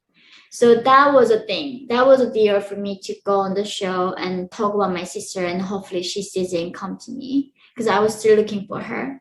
But the thing is, because I told them about my father's black market business before his arrest, they thought, and of course, how do I know who Paris Hilton is? I don't know. But they needed a character for each character in the show business. That's what they say. You cannot be complicated. You gotta be one simple thing. Everybody gotta have characters, and then they name you. So I was going into out of nowhere to show business. It is unbelievable. It is unbelievable. Well, it's also unbelievable the role that you were cast in. It has such a it's such a contrast with what the reality of your life in North Korea really was. But the thing is, in that show, I learned actually what I went through was nothing. I was in a way of some sense of Paris Hilton, because they went through literally cannibalism is a real thing in North Korea. And I would not want to, people say, oh, don't dehumanize the subject. Why are you talking about those things? But what I went through wasn't even close to what other people went through. And what my sister went through in China, who decided to never ever talk about ever again in her life, in that 7 years, what I went through was nothing. That 3 years of being on the show and hearing how other people managed to survive made me was like, oh my gosh, I had it so easy. I'm so grateful. I feel so grateful. I still to this day, I don't know how I got that lucky. So you're taking criminology, and you're 3 years in, and you're doing this TV show on the side, and you discover your sister. Yeah, she did come to South Korea, and she saw the show. Eventually, she did. And you were reunited with her in South Korea. Yes, she did. I found her when I was 20 years old. 7 and years later. Do you see each other now?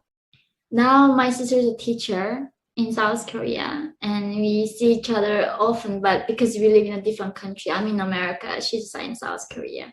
Right, but you have a familial relationship. It's just distant.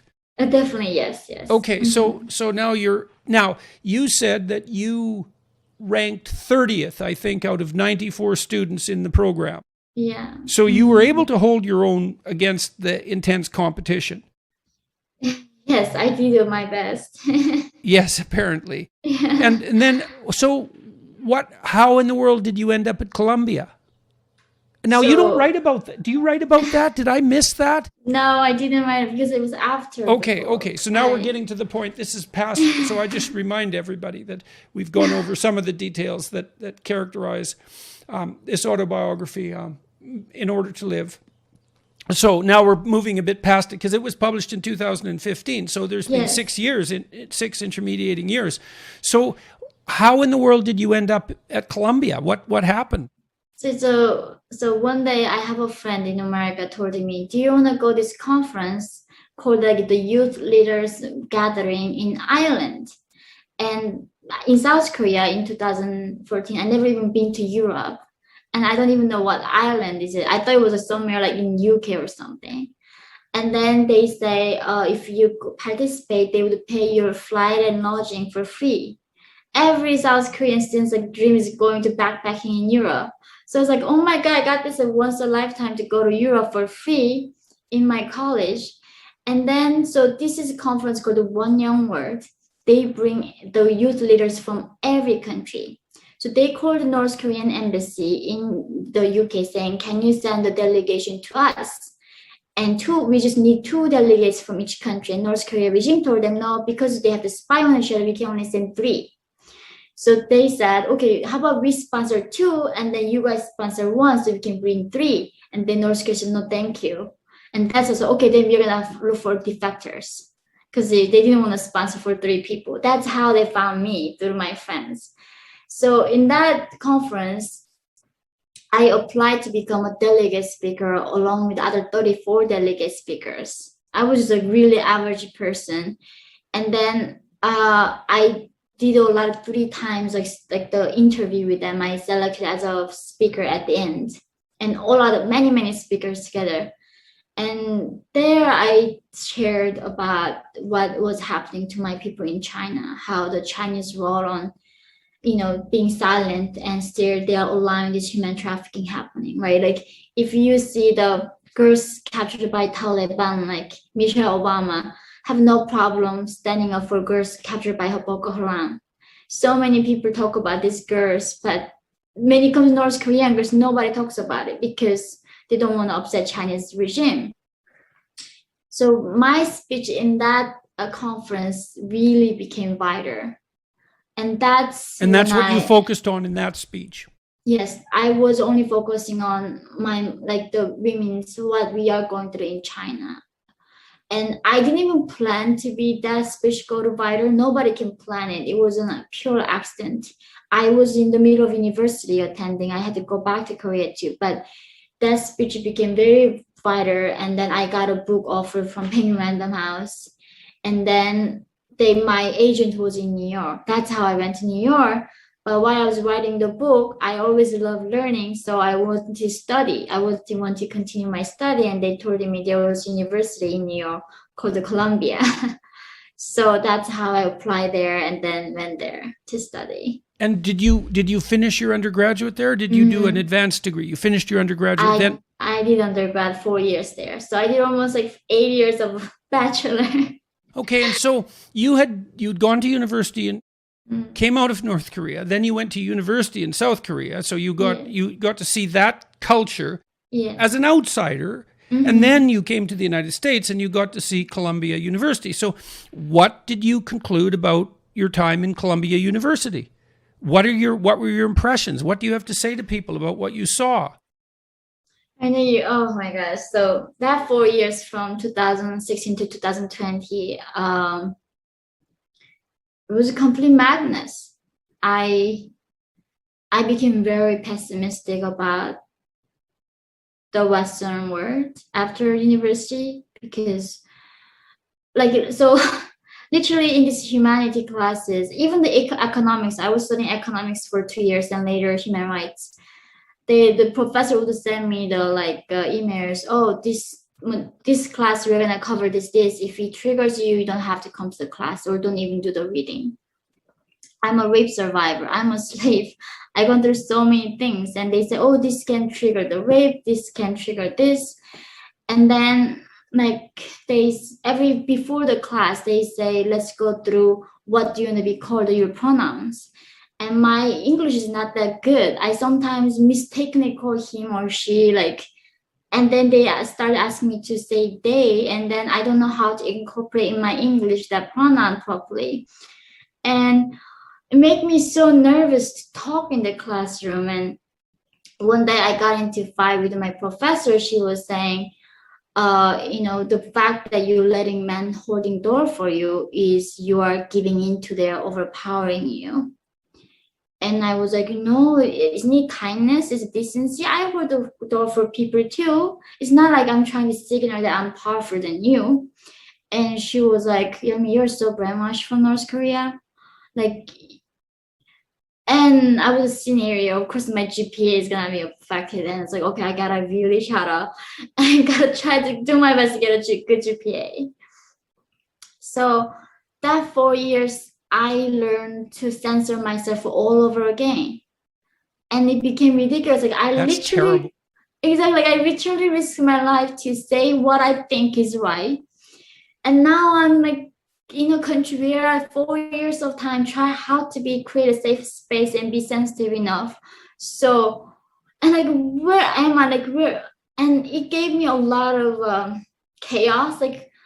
Did I become free? Where am I? Is there any truly free place in this world right now?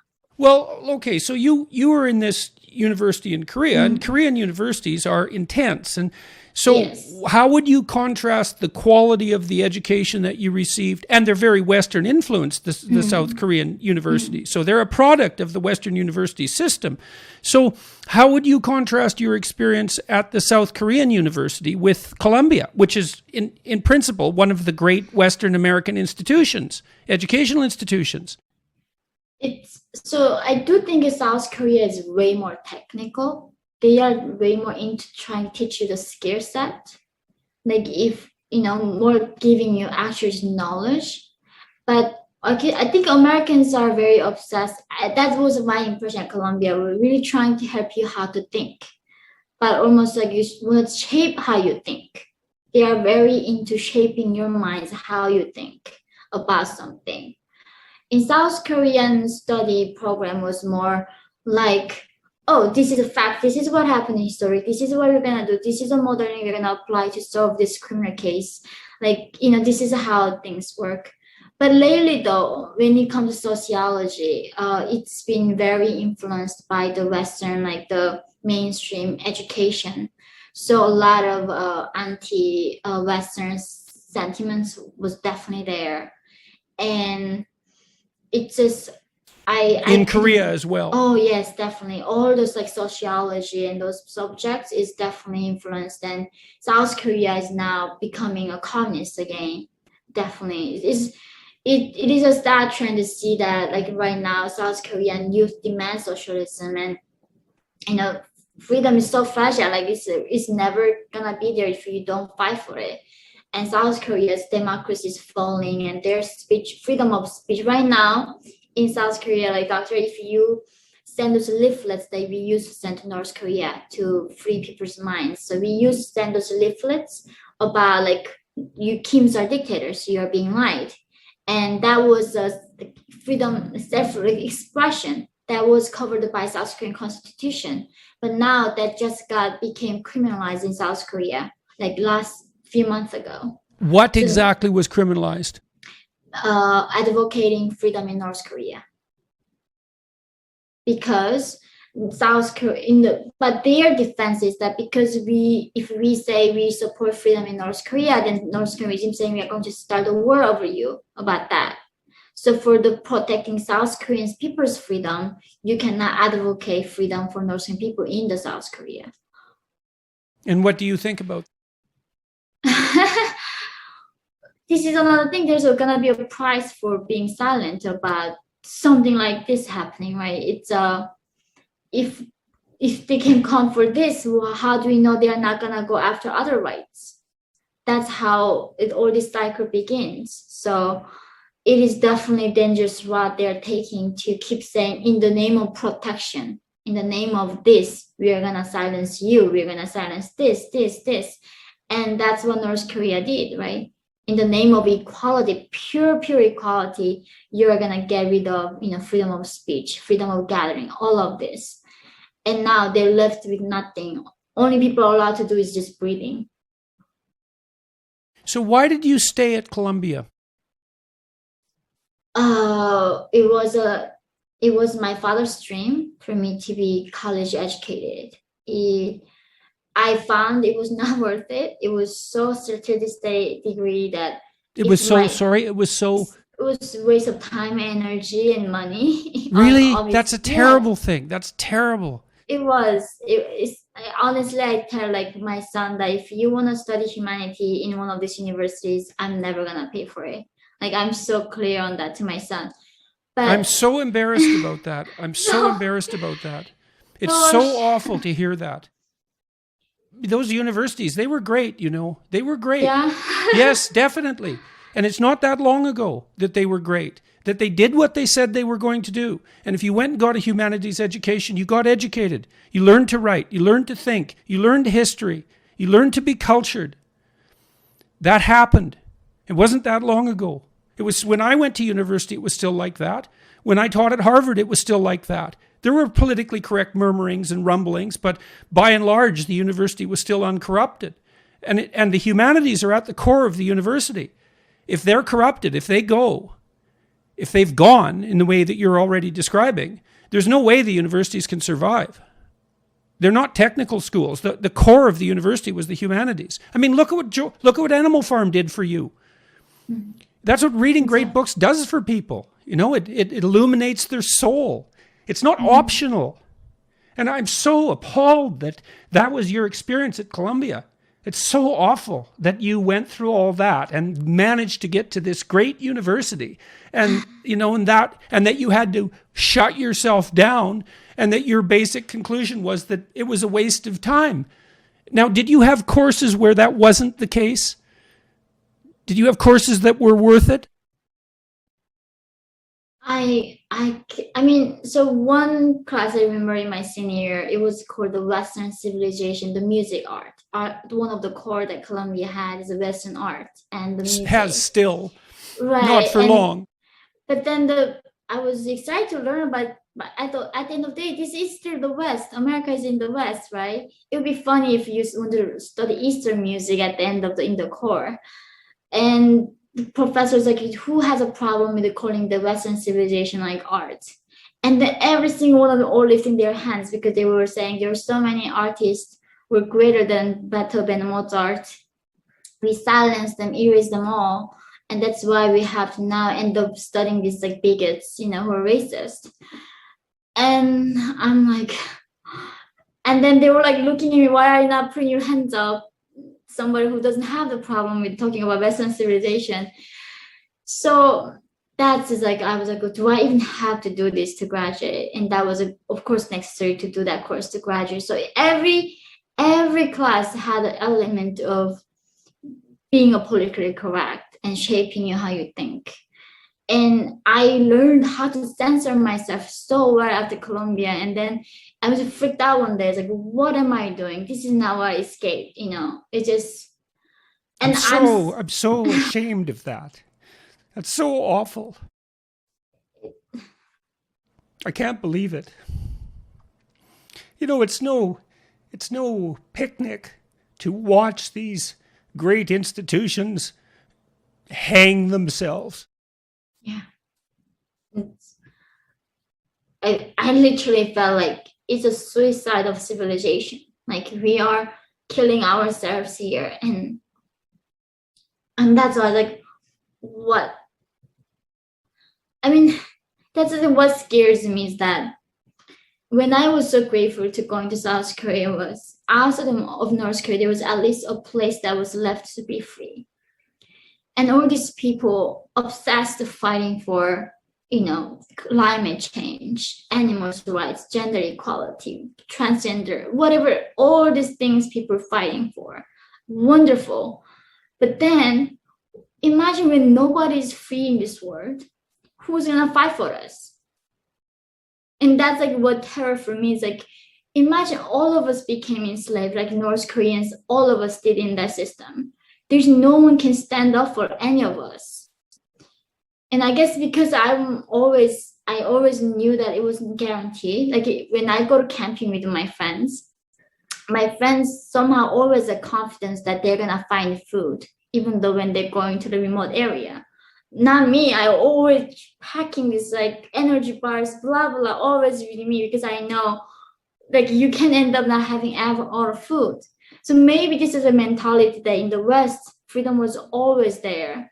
Somehow people think it's gonna be miraculously gonna be always there. And for me, it's like, no, it can be not there. That's why we were supposed to be educating young people. We were supposed to be teaching them that, no, it's not always there. It's fragile and you better take care of it because the default condition is authoritarian starvation. And if that isn't happening, it's a bloody miracle. Yeah, that is. And that's where I am at right now with North Korea. While of course I'm fighting for my people's freedom, but there's so much interest in, like even Hollywood, they do not want to stand up anything behind the thing is challenging Chinese Communist Party. No mainstream, no Hollywood stars, nobody in America want to be behind the movement that challenges Chinese Communist Party. Well, I've seen this over and over in the universities too. You know, it was often the case that it was my psychology classes where the students learned about what happened in Stalinist Soviet Union and Maoist China. They hadn't been taught at all. They hadn't been taught that tens of millions of people died in China. They hadn't been taught about what happened in North Korea. They hadn't been taught about what happened in Russia. It was like that never existed, even though the Cold War was all about that. And it's appalling. And I think you see exactly the same thing. Well, you're pointing out exactly the same thing. How blind can we possibly be? I know. It's like the people say like, oh, Hitler killed so many people, but do you know actually Mao killed the most human beings on earth? He killed like 50 to 60 million people. The Chinese communism killed more people than anybody ever did in our human history. And the Chinese Communist Party still controls China. And the only reason people aren't starving to death there now is because they because they had no choice, essentially, because people did start to rebel to some degree. They introduced free market transformations. It's the only reason that China has emerged as powerful economically as it is. Yeah. So what's next for you? You've graduated from Columbia. When did you graduate? January of 2000 last year. I got to ask you again. Wasn't there at least one course that you took there, taught by someone that taught you what you wanted to learn? One course.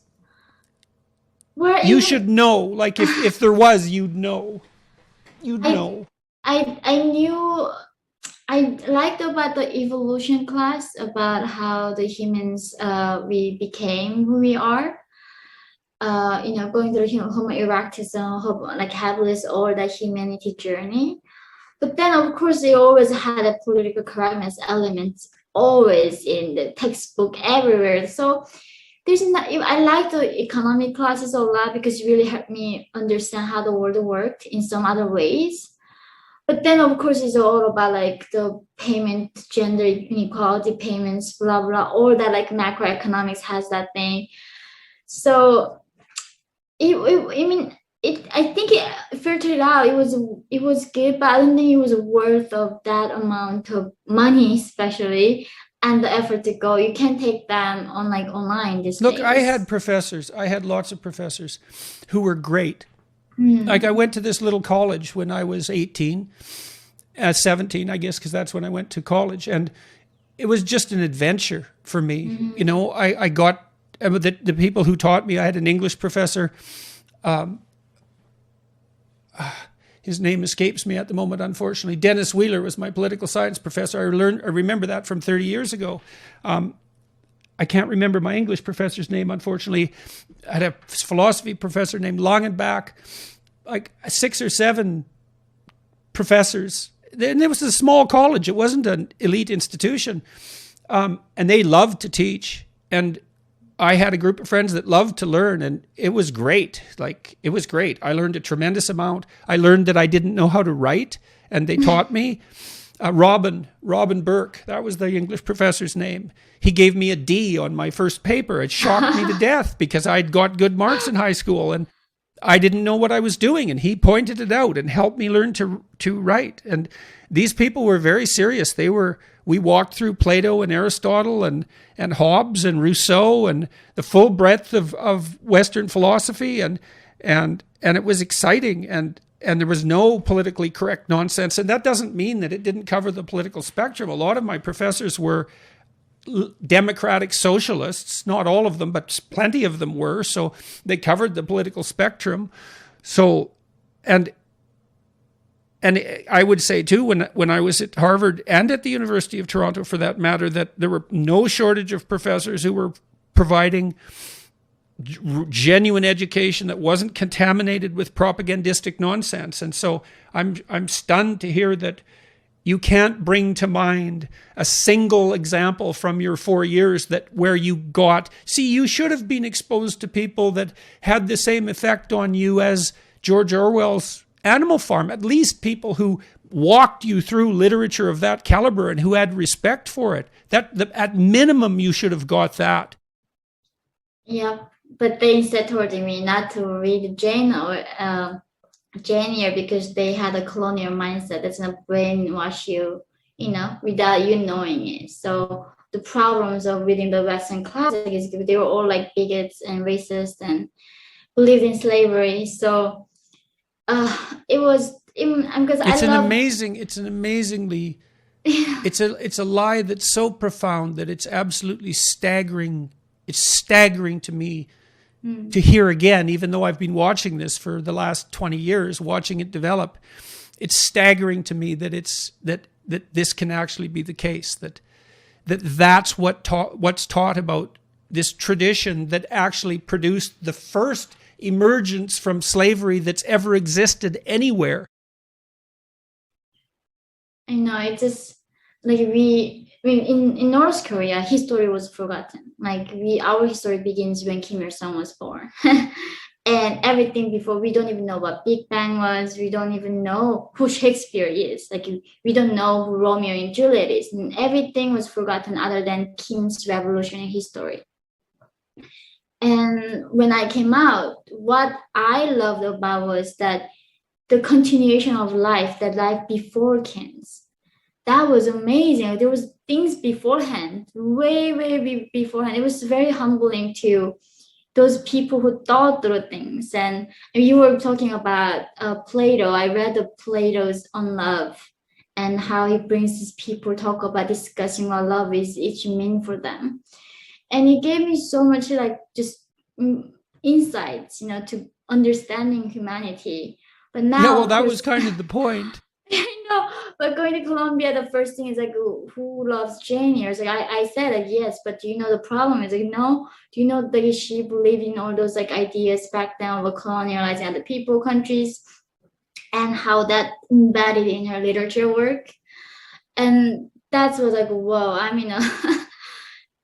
So they expect everyone in the history to think the same way they do right now at this point, exact same time. And if which is to basically memorize, 20 platitudes that anyone intelligent can memorize in 15 minutes, and then to dismiss the entire world of knowledge. These books, when you were reading Orwell and when you were in that little room in North Korea or in South Korea, and you had all those books, what were you reading? So Orwell affected you. Who else you've read now? Who's affected you? It's in a lot of ways. I remember the Siddhartha, the novel is a fictional novel. Hesse.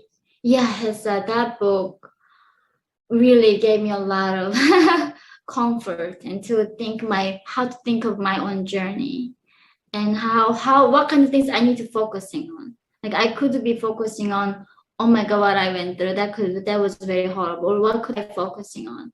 So I read a lot of classical books, actually. And I think now I'm thinking about it was actually a good thing. I didn't pick up these political correctness books, but rather going time way before then, like 18th century, a lot of literatures. So I think a lot of books shaped me in many different ways. And now till this day, I was just saying, like, reading your book was, of course, you heard that many million times, but it was, people say like you read to know that you are not alone. And that's the thing, when I was reading your book, it just reminded me of that, the struggle, the shared struggle that we have on earth. Regardless, you're born in North Korea, in America, there's still people kill themselves in America. Life is unbearable for anyone.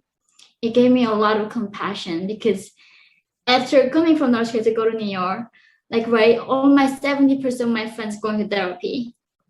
And they tell me, Yeonmi, you gotta go to therapy. And I was like, what is therapy? And of course, coming from North Korea, what do you know what trauma is even? And back then I was like, the fact that you know trauma is, like, you are so privileged, you don't need the therapy. That's how harsh I was. And I wasn't able to empathize with my friends in New York. Like, they would go in line for 2 hours to get into this like delicious like restaurant. And food to me was always quantity. It was not about quality. It's like, why would I be sitting here with you for 2 hours and get in the line, right? And just understanding all of those like layers of, emotions. And that's why I'm very grateful for your book and how you shaped me. What's next for you? What do you want to have happen now? What are you aiming at? So I'm on the target list of Kim Jong-un. I'm on the killing list. It's been a while, but we know Kim Jong-un killed his half brother in Malaysia. He doesn't absolutely care about killing dissidents. Like even Saudis killed their Jamal Khashoggi in their council in Turkey and chopped him off. Still, there's no consequences. The world has no accountability for these bad guys killing people now. And I think that's why this justice something keep always in my mind. Where if I'm lucky enough not to get killed, I want to do everything I can to raise awareness about Chinese role on enabling this dictatorship. People often think Kim Jong-un is the one who to blame to running the biggest concentration camp on earth. But it is not. There's an enabler behind that is China. If without China, North Korean regime cannot even alive be in one day. And so we can say with no hesitation whatsoever that there's absolutely no excuse whatsoever for the Chinese Communist Party's support of the North Korean regime. Yes, it's a crime against humanity. It is a crime against humanity, and we have every international community with their senses. They have to come together to tell China that. But now everybody's bought by China. I mean, they own Africa. They own so many countries. If America loses their ground with China and then gives in and do not stand up for what we believe in this country, we might lose a chance to be ever free and win with China. This is a very serious battle that we are in. It's not a joke and I think that's the thing. America has a last chance. The Western, these democracy countries has a last chance to battle with China. But because until in the past, we thought the democracy was going to prevail. But the thing, look at China. Free market didn't help the free politics. They are developing these AI machines to facial recognition to control people in a degree where we never even imagined before. It is truly 1984 by George Orwell. They can even look at cameras to see who's there. North Korea started in their malnutrition state. They are buying these AI machines, putting on the town, so it sees who's a stranger is in this town or not. Putting these facial recognition cameras on the border and make sure everybody who's in the place right there. So either we become forever enslaved to this totalitarianism, or we break off the cycle. And I don't know, I can never be that person recklessly say we're gonna win in this battle. And to me, this is a very dangerous state we are all in collectively, everywhere in this world, that we are not safe from this devil, communism.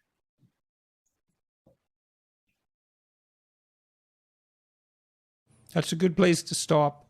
Yes. Sorry, that was very intense interview. It's been. Thank you. Yeah, thank you for. You're quite the creature. I really wish you would have had better professors. You deserve them.